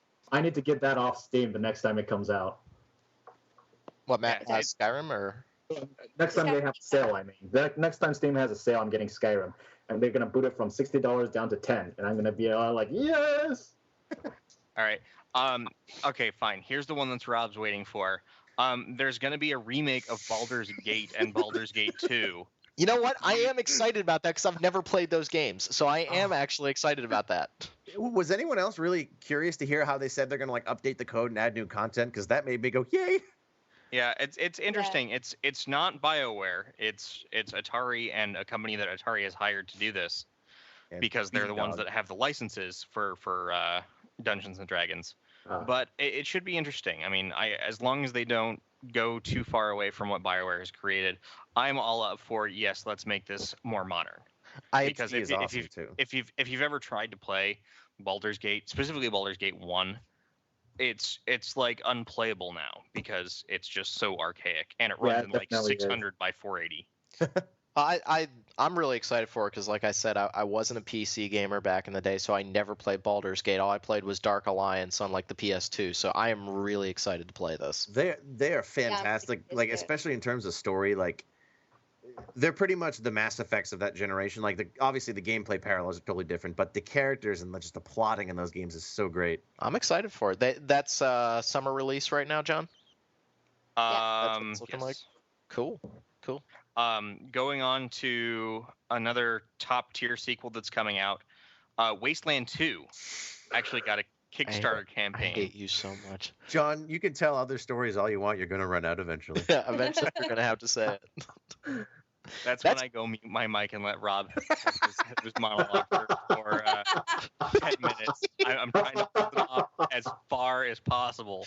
Okay, Wasteland 2, that is really cool. I think it's great to have this Kickstarter campaign. You know, it's And they've done really well with it so far. Yeah, They've already reached $2 I million. believe that it's fully funded. So Isn't that Kickstarter thing is awesome? Like I've been reading like Double Fine is making an adventure game and it made like $1 zillion and then 3.3 million. yeah. Let's hope that Sega thinks enough to do this, and maybe they do like a Phantasy Star Kickstarter. yeah. I would contribute to that. Yeah, Cognition actually. We interviewed their developers. They did the Silver Lining at Phoenix Online. Cognition actually made a ton of money on Kickstarter too, which I mean it's a really cool way to get like a game that you want made like to get past that whole we can't put the investment into it because we're worried people aren't going to buy it. Well, and what I think is great about this is kind of, you know, In Exile is not a large developer. They did the Bard's Tale remake, which was not very good. It was based off the Baldur's Gate Dark Alliance engine. They did Hunted, which was kind of Gears of War in Fantasyland. And I hope that they do well with this because this seems to go back to Brian Fargo's roots where, okay, we're going to make an isometric tactical RPG and is going to use, you know, all the original Wasteland stuff. Was Wasteland like a tabletop game? No, Wasteland is Fallout 0. Yeah, it's Oh, pretty okay, close. yeah. I've never played it, but I heard it was really cool. It's really old. Yeah, it was from 1988, so it's almost unplayable now. But Goodness. it was essentially the game that spawned Fallout. Was Zach alive in 1988? No, I don't think so.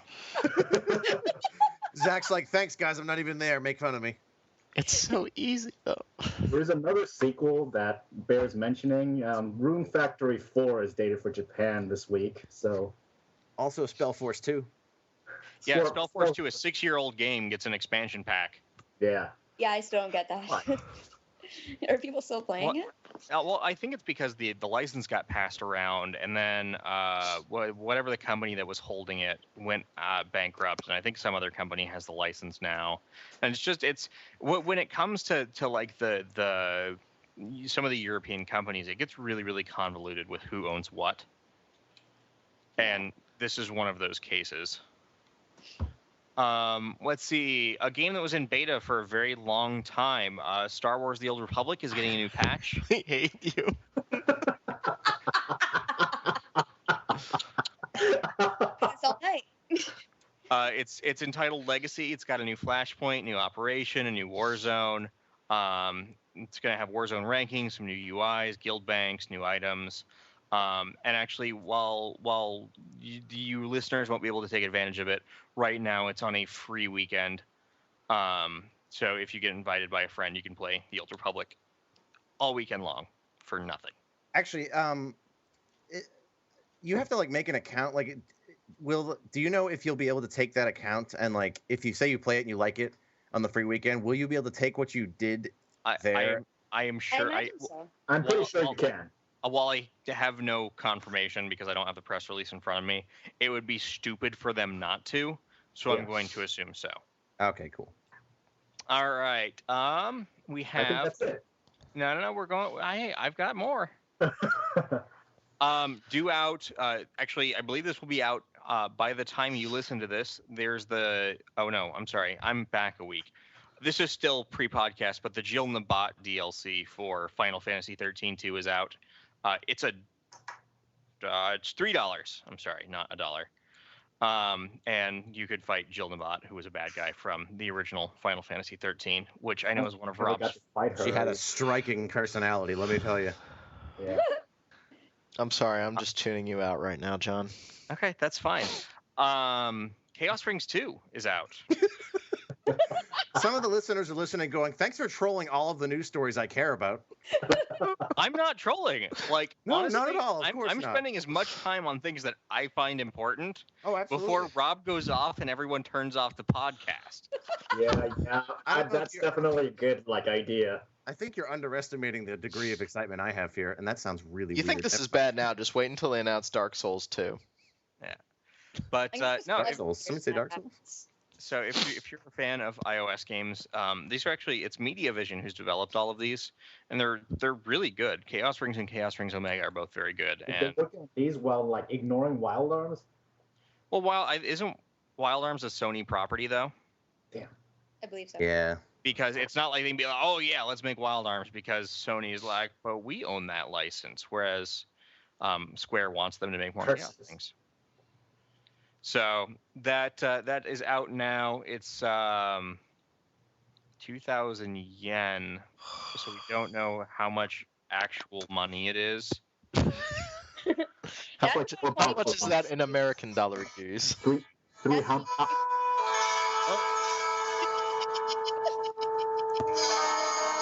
I think we had one other story to discuss. Rob, would you like to take the Oh. floor? Well, apparently, May 15th, Diablo 3 comes out. Game of Thrones. No. Really? Oh yeah, Game of Thrones. Game of Thrones comes out on May 15th. So does Max think Payne. Winter 3. is in That's fact it. coming on May 15th. Yeah, and you know what? There's a fantastic interview about it right after this, and that's the end of our podcast, folks. Yeah, bye-bye.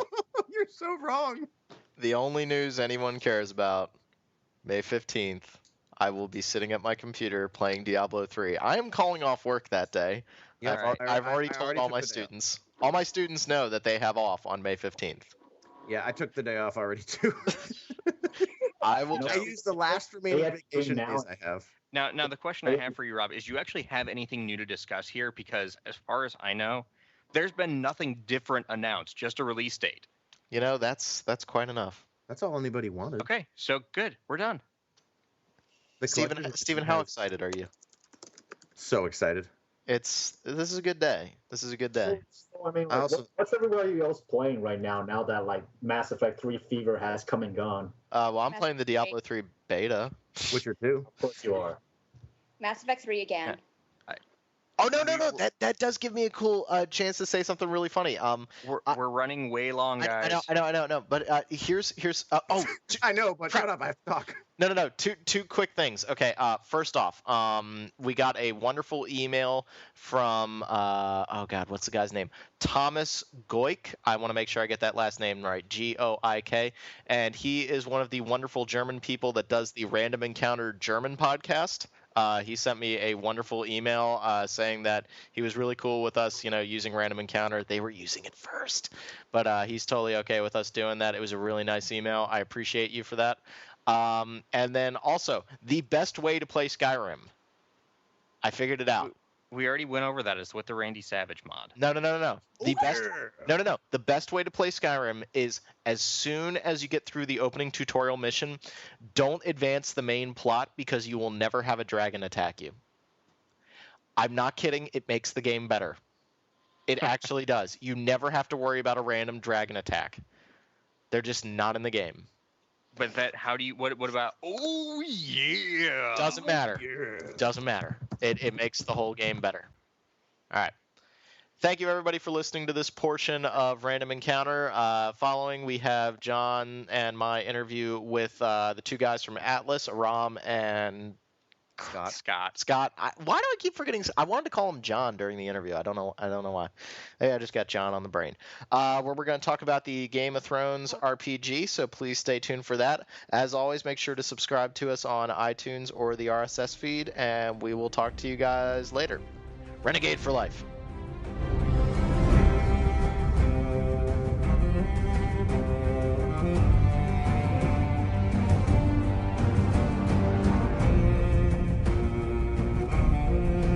Hello, everyone, and welcome to a special edition of Random Encounter, the RPG fan podcast. I'm John McCarroll, e-commerce business analyst. Oh, wait, wrong job. Editor-in-chief, RPG fan. Here I have with me everyone's favorite podcast host. Yeah, Rob Steinman, Pale Robbie on the boards. Yeah, now that you've let people know where you work, they're going to firebomb you. Good to know, John. Do you think that truly people are going to find me because I'm a business analyst? I'm just saying, man, you want to keep your identity secret on the internet. People are nuts. And we've got with us actually two special guests from Atlas USA. We have Aram Jabari, PR manager. Hello. And we have Scott Williams, who's the QA lead on the Game of Thrones RPG. Great to be here. So, first off, tell us a little bit about yourselves, what you do at Atlas, and yeah. Yeah, sure. Well, first of all, John, are you saying that it's not possible to make a career on just writing for RPG? Are you saying you have to have a second job? Yes, possibly a third. That is devastating for so many listeners right now who dream of doing what you do. But I'm happy with what I do. So even though I can't make a living off of RPG Fan, I'm still happy doing what I do because I get to talk to great people like Aram. Well, thank you very much. And B, we're very glad that you have the time to do it because we're both thrilled to be on the podcast. So I'm the PR manager at Atlas. I write press releases. I gather the office around a fire and play the lute and sing songs of the bard. I clean the bathrooms on the weekend. But basically, I just kind of talk about our games and try to spread the word. I don't really do all that much. He's a secretary, too. I remember I called the base Atlas line, not even to his extension, and he answered the phone, and I was wondering what was going on. Don, thank you so much. Now direct everyone to our website where our company's phone number is listed. Ron's desk is actually in the lobby. Yeah, my desk is in the lobby. And they said something about taking my stapler and moving me into the basement. I don't know. Scott, would you like to? Hi, I'm Scott Williams. I'm the QA lead. Basically, my job is to make sure that the game is running as smoothly as possible by the time it gets released. This involves a lot of things. I've been pretty busy lately. But hopefully, if I do my job well, then everybody will enjoy the game. Hey, what do the words regression test mean to you? Well, that is probably the first thing you'll... Yeah. Okay, I just want to make sure that we're on the same page, because I do some software QA as well at work, and I just want to make sure we're on the same page. Yeah, I'm a school teacher. Sorry, I'm just... I teach high school physics, guys. Thanks for just going over. I'm just going to sit in the corner right now. All right. So, you guys are working on this RPG, the Game of Thrones, from the universe of George R.R. Martin, and it's developed by Cyanide, which is a developer. I think it's done by the Paris team. Yeah.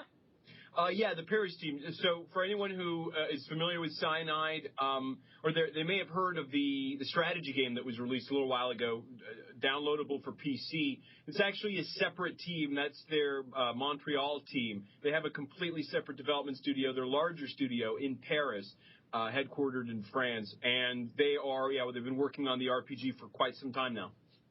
So Cyanide actually has a pretty decent history. They worked on...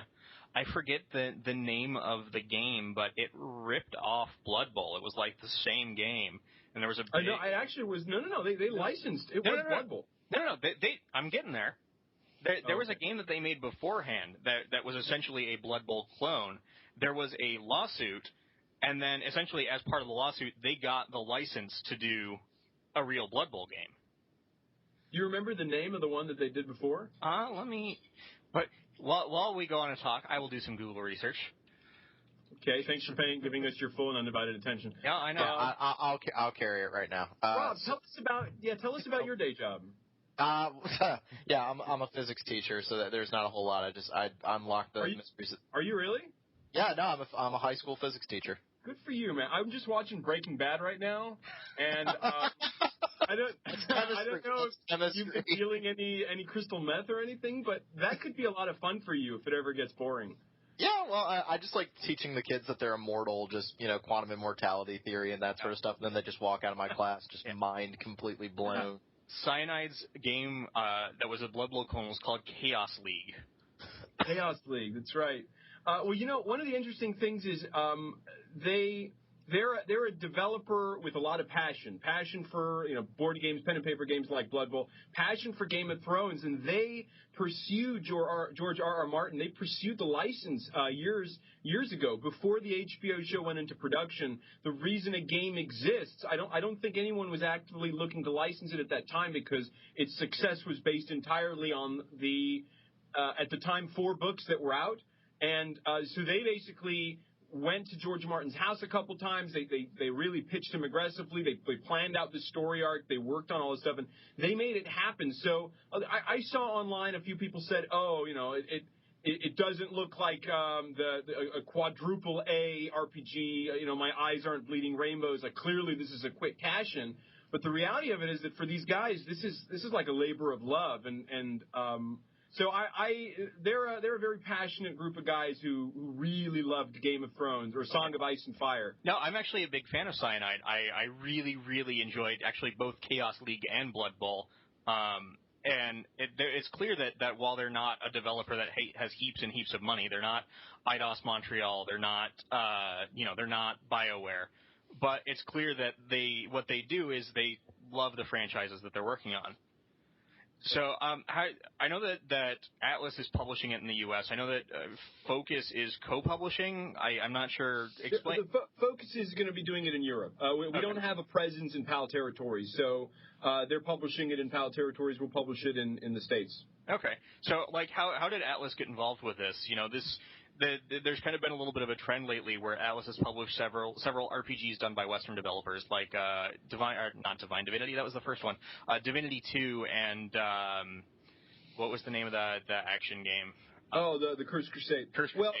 Well, so here, there are a lot of folks, I've seen this online too, that are speculating that Atlas is taking on a new direction, or we have some sort of a premeditated plan in changing what we're about, and that really is not the case. I couldn't emphasize that more. We are primarily, our skill has been, remains, and always will be localizing Japanese RPGs. That's our parent company, Index Corporation. That's the legal name of the entity. But Atlas in Japan, they are responsible for, and we're so proud to be able to say this, some of the best reviewed, most beloved RPGs of all time. I as a PR guy, it's so cool to be able to say that, and then look at Persona 3 Portable, which is the second best PSP RPG of all time if you go look on GameRankings.com, just kind of objectively, and Persona 4, which it's so cool that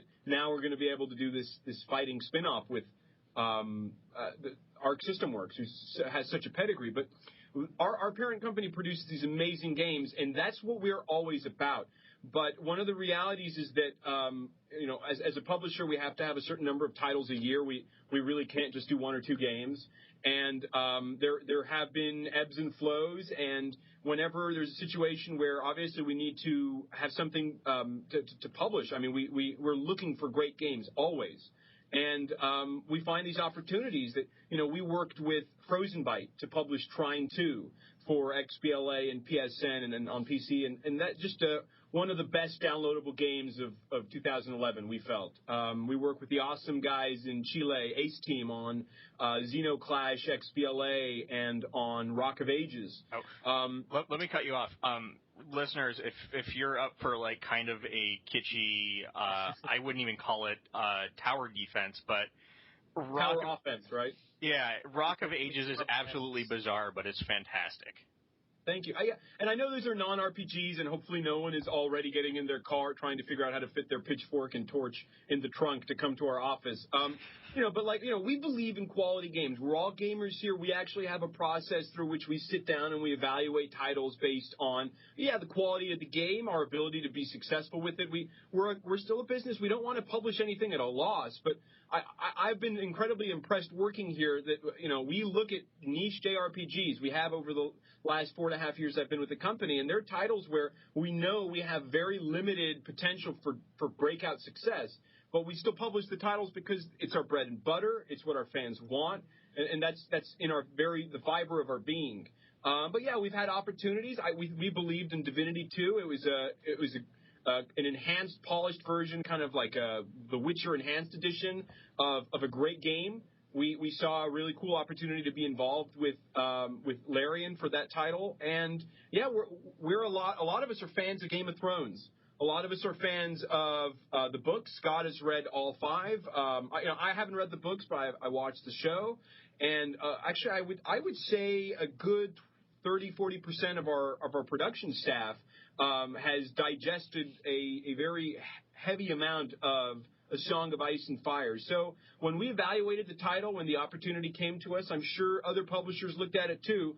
We became very bullish on it. We became very aggressive because we believed in the IP. We knew what Cyanide was doing and how they were approaching the game. We believed in the importance they were giving to working with George R.R. Martin, and we believed in the support that we knew we would get from HBO. So it seemed to us like a great opportunity for us to branch out a bit, but also do something that's an RPG. It still appeals to a significant percentage of our fans, and we hope we can convince the other half or the other percent that's maybe on the fence. Cool. I'll let Rob ask some George R.R. Martin questions. I am the resident Song of Ice and Fire nerd on the podcast, although I think Neil reads it as well. So now, you were talking about HBO and you were talking about George R.R. Martin. So is this based off of Martin's version of the story, like the original novels, or is this going off of the interpretation that HBO has gone through, where we see certain actors in certain roles and there have been little changes to the story here and there? As you go through the game, you'll notice that the first game takes place in the same time frame as the first book, but it features 2 completely new main characters. So it's definitely going to be the Game of Thrones universe, and you'll see locations and characters that appear in the book and the TV series that hopefully people will enjoy. To give you insight, I mentioned the development and the conceptualization began before the show aired. Right. They sat down. They went to George Martin's house a couple times. They actually planned out these story arcs.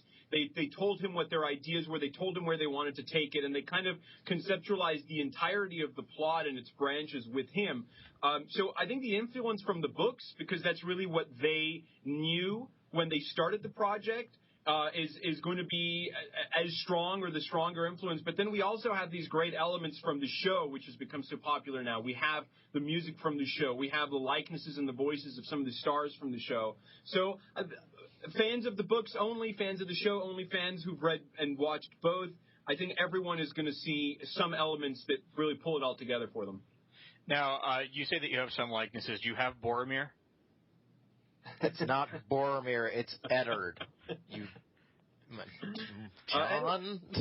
You said Eddard Stark, right? Yes, he's talking about Sean Bean. Yeah. He's mentioned, he's spoken of. Okay. He's discussed, but he does not appear in the game takes place, I guess you could say, towards the end of it's somewhere between or concurrent to. Well, the beginning of the game actually takes place a little bit before the events in the first book start. By the time the game's over, it's roughly around the same point as the end of the first game. Okay. Of the first book. Right. So, he will be discussed about in ways that people who've read the first book or watched the first season would understand. Okay. The significance of him, if you will. Okay, so that's where it fits in terms of the timeline. So we're talking about a little bit before Robert Baratheon asks him to become the Hand of the King, and then we're going to go forward from the first book a little bit. Maybe not past the end, but okay. Everything kind of catches up, and as the player goes on, if they're paying attention, they'll find lots of references to what's happening concurrently in the books, which is actually really fun if you do know about the books. Mm-hmm. And now, according to the latest trailer that you guys put out, I think it was just the other day, there's 2 main characters in the game that you get to choose from? That's correct. There's Mors Westford and Alistair Sarwick. They both, they kind of, we're trying to avoid spoiling it. A lot of the game's narrative takes cues from how the books and the show handle things, in that the impetus for things, the origin of things, and ultimately where that all goes and how the possibilities, the choices, and the ways it can branch are all really the heart of the experience. So we're trying not to ruin any of that, but you can probably touch on them a bit. The first thing that hopefully people notice is the game will kind of go back and forth between the two in the traditional change of POV that's very strong in the books. Oh, okay. But yeah, both of these characters are they're a little older, and true to Game of Thrones fashion, they both seen a lot, been through a lot, and events start to catch up with them at the beginning of the books. Basically, that same kind of political intrigue and what's really going on, and people have hidden agendas, and it all revolves around them as they move forward in their stories. Now, when you say the characters are older, I'm used to most of the games that Atlas publishes where the 22-year-old is the elder statesman. No, they're not the typical wunderkind. Yeah, they don't have to buckle like 13 belt buckles to get their outfit on. These are grown men. So, can you let's talk a little bit about the class progression and the combat? If to our listeners, if you haven't watched the new trailer, we actually just posted it on RPG Fan today. It goes into the combat and it goes into a little bit of the class system. Can you guys touch on that? Basically, when you start the game up, right away you'll get to choose for the first character. There's 3 different classes, and each of those has stances, which are effectively different ability trees. And as you go along, eventually you get to choose an additional tree. Each tree is fairly in-depth with different abilities and passive bonuses. And then the second character will go through the same progress, or through the the same progression, and you'll have a completely different set of classes. So the 2 characters are very different from each other in their combat styles. Now, do you control just one of those characters? Do you control them both? Can you issue orders, or? When you go through combat, you might have at points in the game a companion fighting along with you. In which case, yes, you can switch back and forth between them and control them fully. Mors has a special ability where he can effectively control his dog, a la the ward powers. So you'll be able to use the dog as well, on top of the possibly 2 people that are fighting currently. Yeah, there's a lot of similarities to Dragon Age, maybe a little bit of Knights of the Old Republic. And the reason I say that is in Dragon Age, obviously, especially on PC, you can like drag with the mouse and highlight folks. And this it is much more like Knights of the Old Republic in that when you're cycling between the characters, you're controlling them from a third-person perspective, but you can. The whole active pause combat system that we talked about in this trailer we just put out lets you slow down the combat and queue up to 3 attacks or skills for as many of the characters that you might be controlling. Okay, so in the trailer it was mentioned that you can never pause, things slow down. Do you have like control or over things when they slow down, or is it goes to a certain point where you could say, well, I want combat to continue while I fight, but I can still choose abilities? Once you bring up the skill, kind of the circular wheel that lets you choose, and it does slow down. I don't believe there's any way to select those things in real time, and nor would you want it to be the case. A lot of the fights involve 3, 4, or more enemies, and very often it's necessary to slow things down. The game does a really nice job of rendering out who is attacking what. As soon as you issue an attack, you'll see a path with a clear direction that's indicating, you're attacking and who's locked on to which of your characters. So it can get hectic, and that's one of the reasons we are really making sure people are aware of the active pause system. Is it slows things down enough for you to be able to make sound decisions, but it doesn't really eliminate the anxiety that you feel knowing that you've got a crap load of guys surrounding you and you have to make quick decisions and act effectively. Mm-hmm. Okay. In the trailer, you guys talked about how the first character, I forget his name, it was Wars? Mors Westford. Mors is a member of the Night's Watch. I'm allowed to say that, right? Okay. But now the other character, you guys didn't really go into his background at all, and I was a little intrigued on that. Was that on purpose, or is that something that we're going to find out later? I saw that he could be a water dancer, which says some things about the backstory and possibly where he comes from in the narrative. So are we kind of keeping him under wraps right now? No, not so much that. The characters have equal weight, and one of the things we realized as we were putting videos out, promoting a game, getting people's awareness is a very fluid, dynamic process. I think we realized we were putting out a lot of cinematic and narrative-focused videos, and people were starting to wonder what the game played like. So we actually have videos and revelations to come for Alistair's character, but we kind of decided to put this combat video out. And a lot of the reactions we saw was really positive. People were not expecting a game that is a very traditional RPG, something that immediately evokes Dragon Age 1 specifically. And I saw a lot of people who were really happy that it is very much like Dragon Age 1. So we wanted people to know that there is a deep, true RPG combat system. There are customization and development options for your character. There are multiple characters at times to control in combat. There are multiple variables to consider. Very cool ways to level up in terms of their skill trees. You have the ability to multi-class at a certain point, or to just double down on a certain kind of skill tree. So, there's depth to the game, and I think people really got a feel for that. We decided that it was really important to take a quick break from narrative stuff and focus on that. And since you guys are dealing with a narrative that is kind of set in stone, Martin's gone on to, he's in the middle of writing book 6 for the world, and obviously the HBO show is also going to be following with the stories that he's created. So now, do you influence anything in the world? Do you make decisions that can impact the world? And if so, how do you make sure that those don't end up, fundamentally breaking down the narrative and having, a situation where you have a clash between what Martin has created?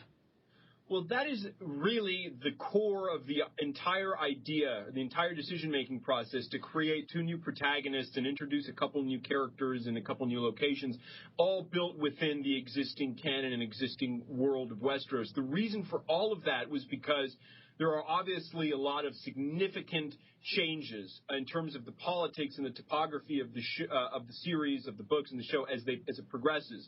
And when the designers who took the story writing responsibility, working with George R.R. Martin very seriously, when they came up with a lot of the ideas they had for where to take things, it was realized that the best course of action was to not tread on the shoes or the path of the books and the show, but to create a new story that is very authentic to the series, that allows us a narrative space to create the kind of profound consequences and really impactful endings that players will appreciate, without having to wonder about, we can't do this and that because it would break the canon significantly here and there.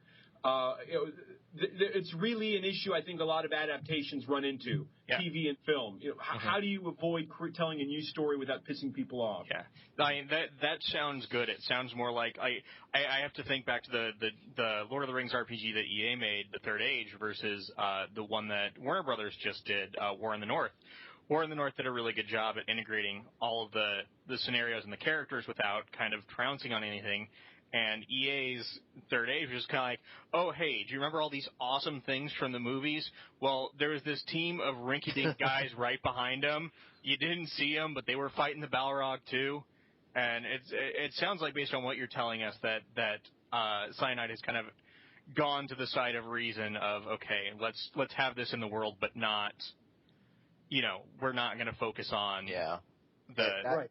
That was the point I was actually going to bring up too, because I think, to go along with John's argument, you definitely have good versions of it, you have bad versions of it. What I was fearful of when I first heard about a Game of Thrones RPG was, I was thinking back to like the Godfather game, and how that was basically a sightseeing tour of the Godfather movies that I love so much. Like, you were the character that hid a head in, the one guy's bed, or you saw the murder of Luca Brasi, and I'm like, this isn't the world of the Godfather. This is me me watching the Godfather movie just from a different lens, a different point of view, and I felt like that was kind of lost on what it could be. Yeah, just to back up what Aram was saying, at the end of the day, this definitely feels like a Song of Ice and Fire story, with the heavy consequences, the whole, there's good and there's evil, but really, like, what's the difference between being honorable and doing the right thing, and who's trying to get ahead. It very much takes a page out of Martin's book. There are a lot of RPGs I really love that I grew up with that have very overt moral choices, very overtly good or very overtly evil decisions for the player to make. And I think the way in which this game really stays true to the books, the series, and the universe is that it's a lot of shades of gray. And a lot of times people are going to make decisions and they're going to walk away feeling like they need to go wash their hands a bit because, I think in the Game of Thrones, you win or you die. No one's going to really walk away with clean hands in the end. There are a lot of difficult choices for the character or the player to make. Mm-hmm. Mm-hmm. I'm thinking back to the line from Spaceballs of, and now you see that evil will always triumph because good is dumb. That's just how I view it. So no, it sounds like a good way of going about it. I think setting it in the universe of Westeros is a better idea than having you, I don't know, be Joffrey, because first off, no one would want to be Joffrey. But they would walk him off the nearest cliff. I would. I mean, it's the only time I've ever wanted a small child dead. Well, no, I mean, this sounds good. Things are shaping up pretty well. This is out soon-ish, like May, yeah. Scheduled release date is May 15th for 360, PS3, and downloadable for PC. So there's not going to be a retail PC version? There are no plans for a retail PC version, no. Okay. Well, nobody buys PC games at retail anymore anyway. That's true. And we have a cool offer right now. I believe the only retailers participating are GameStop in the U.S. and in Canada, and Amazon in the U.S. and in Canada. But it's a very limited run pre-order art book that we're going to do. It's actually 8.5 by 11. Ooh. It's hardbound, 64 pages, full color, full of a ton of concept art, renders, photos, a lot of commentary from the devs, their process in working on this franchise. And we think it's a really cool collectible, but it's one of the most expensive free bonuses we've done. If anyone is even thinking about picking the game up, it's probably a good idea to investigate that and to just think about pre-ordering it sooner rather than later. It helps us out. It helps the retailers out. We kind of know how many to make. We know what the demand is. A lot of times, as a smaller publisher, we tend to actually project off of what the pre-orders are. But it also, we kind of have to cut it off at some point. The hardbound binding is time-consuming stuff, and we'll make a number and we'll stick with it, and all of a sudden the retailers' pages pull the offers. So I don't know. That sounds like a pretty hard sales pitch, but yeah, pre-order the game. That's you guys are always great about that, always including that kind of content. I mean, that's awesome. I think part of what I've tried to do, at least in my writing on RPG Fan, is a lot of times I see gamers not looking at games as a business, and at a certain point, pre-orders are important for gauging demand, and I think that if you're interested in a game, go pre-order it. It doesn't end up costing you anything at the end. Amazon just keeps your credit card number on file. GameStop keeps your $5. Yeah. If you want something, go put it down. And you guys like Atlas. Yeah, I thank you for that.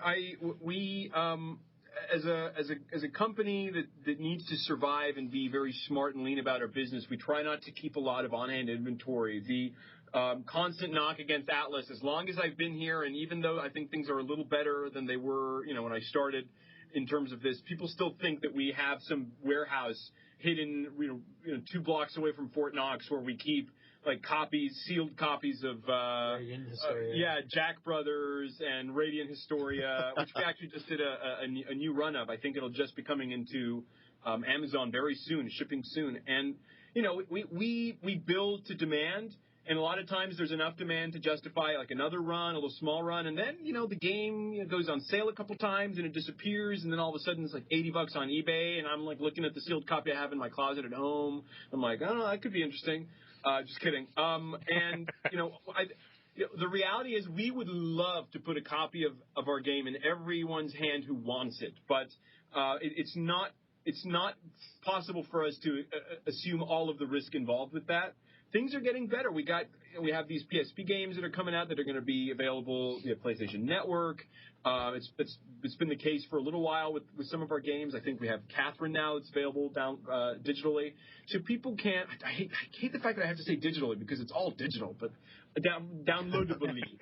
And people, we don't have to worry about inventory issues when it comes to that, which is really cool. No art books usually that way, but the trade-off is pretty cool. Well, I know I love my analog DVDs, but with the gears and the pipes and the steam that comes out of it. Well, I am personally a huge fan of getting things digitally. I know that there's a giant divide amongst RPG fans because a lot of hardcore RPG fans really like having things in their hands, having physical copies. But you know what? I've got my copy of Innocent Sin for PSP. It's digital. I've got Yggdra Union. I've got a bunch of Atlas games that are digital on my PSP that I've loaded up on my Vita. And, it's nice to have everything in one spot, too, especially when it comes to handhelds. Yeah, I mean, fortunately, the Vita, I think, is an awesome piece of hardware. The cartridges are tiny. They're like smaller than DS size, right? But yeah, they're tiny, and I think that they're tough to put in. Like, it's not like they're friendly. You have to slightly grow out the child molester fingernails just a little bit to be able to click it in and click it out. It's like, what was that movie Doubt with Philip Seymour Hoffman? You see that movie? It's an obscure reference, but there's a scene where he's walking in front of his team of 10-year-old basketball players. Ram is scaring the hell out of me right now. I'm just saying. Look at my nails. Yeah. Scott, why are you leaving the room? Scott? No, I love not having to carry around a ton of games too. But then again, you can't sniff a digital manual unless you print it out at home. I do miss that. No, we were talking about that in the pre-show. I miss having those little extras and those little pieces of art that come along with the game. I found my old Metroid book from the original NES copy of the game that refers to Samus as he. I love having that kind of stuff. That's the nostalgia part. It's terrible for the environment, but it's Mother Earth or us. Hey, come on now, that's a love. I love that. I love that. Revelatons. The Okami with the IGN logo on it. I hope somebody at Capcom got shot over that. We're not going to insult Capcom right now, but everyone who's listening to the show can. No, I thought it was funny. Awesome. Yeah, I love it. Yeah. Every now and then we've got I think we had a game, and I don't know if a lot of people noticed this, where on the back the save file size was 8 gigabytes instead of 8 megabytes, something ridiculous. And we're like, oh crap, that's not good. The Sony template, and whenever we find that kind of, it's funny. It's a collector's item, right? Maybe. Every Atlas game is a collector's item. That's very true. Except for the Game Boy Super War game that sold 12 copies. Beat a Man. Octomania. Let's not do that. Let's not go down that road. No, so it's been a pleasure having you guys on the show. We're actually talking a little bit on the pregame. We hope to have you back a little bit later this year for Gungnir and Growlancer. It's been a pleasure having you. Ram's been a great help for us. He's the guy who gets us all the Atlas stuff so that you can hear about it before it's actually out. So Well, I think on behalf of Scott, myself, and everyone here, this is the first time we've been on the podcast and have a chance to directly address the RPG fan readership. But thank you guys for all of the posts about us, whether you're totally raging on us for not publishing a game that you want, and hopefully you always understand there's a legitimate reason, but all the times that you're kind of filling the internet with positive stuff about us, which always feels good. We totally appreciate you guys, and maybe we can do something where you guys can ask some questions, and we'll do another podcast or something down the road and give you guys direct answers, or as close to a direct answer as my evasive PR personality will allow. You could make our producer really happy if you announced Persona 5 on our podcast at some point. That would just make Zach's day. I think what we can do is just make a list of all the games that you guys would like for us to announce, and then I can just shoot them down one after the other. So it's like an all-in-one recording. And then that way, it's like we can just put all that hate, like all the comments will be just in one post, right? What I can do is at the end of this podcast, I just need for you to record the word "no" for us, and then we can just repeat. Yeah, it's to save you a bunch of work. All right, that'll probably work out I'll just say it right now, just so you guys can kind of like work with it in Audacity or some audio. All right, so no. All right, so. There you go. You guys can kind of sample that. As long as the ROM hasn't actually said Persona 5, because then they can cut it together. Oh, that's right. No, we're excited. I'm sure that Persona 5 is somewhere down the road, and that's Atlas Japan's job, or Index. That's not your job, but we're very excited to see Persona 4 the Golden and the Persona 4 arena or Persona 3 arena or whichever arena it is. Persona 4. Come on now. It's got Persona 3 characters in it. It does have Persona 3 fighters in it. It's true. That's true. But no, we're very excited to see Atlas's lineup this year, kind of the last of the PSP games with Gungnir and Growlancer, and you guys have always done us good. If you're a fan of strategy RPGs, Devil Survivor is out now for DS, probably the last DS RPG with the exception of Pokemon's. You just started to break up ever so slightly. It was almost like it was ordering at a fast food place. That's how it goes. Sometimes I sound like a robot. That's actually pretty cool. That's what we usually say about a ROM. Scott, get out. No, so it's absolutely been a pleasure, guys, and we're excited to have you back, and I'm sure I'll be seeing Aram here in about 3 months. Yeah, looking forward to it, man. I'm guessing you're talking about E3. Yes. Thank you for having us on the show. Hopefully everyone is looking forward to Game of Thrones. Stay tuned. We got more stuff coming out. If you get a chance, check out the website, gameofthrones-thegame.com. We're trying to put a lot of new content up there on a regular basis. And we hopefully will be back later to do more pimpage and question answering. At least he's honest. Yeah, pimpage is good. Well, Pimping ain't easy. Thank you guys very much, and for Ron, for Scott, for Rob, this is John McCarroll saying thanks for listening, and we'll talk to you in 2 weeks.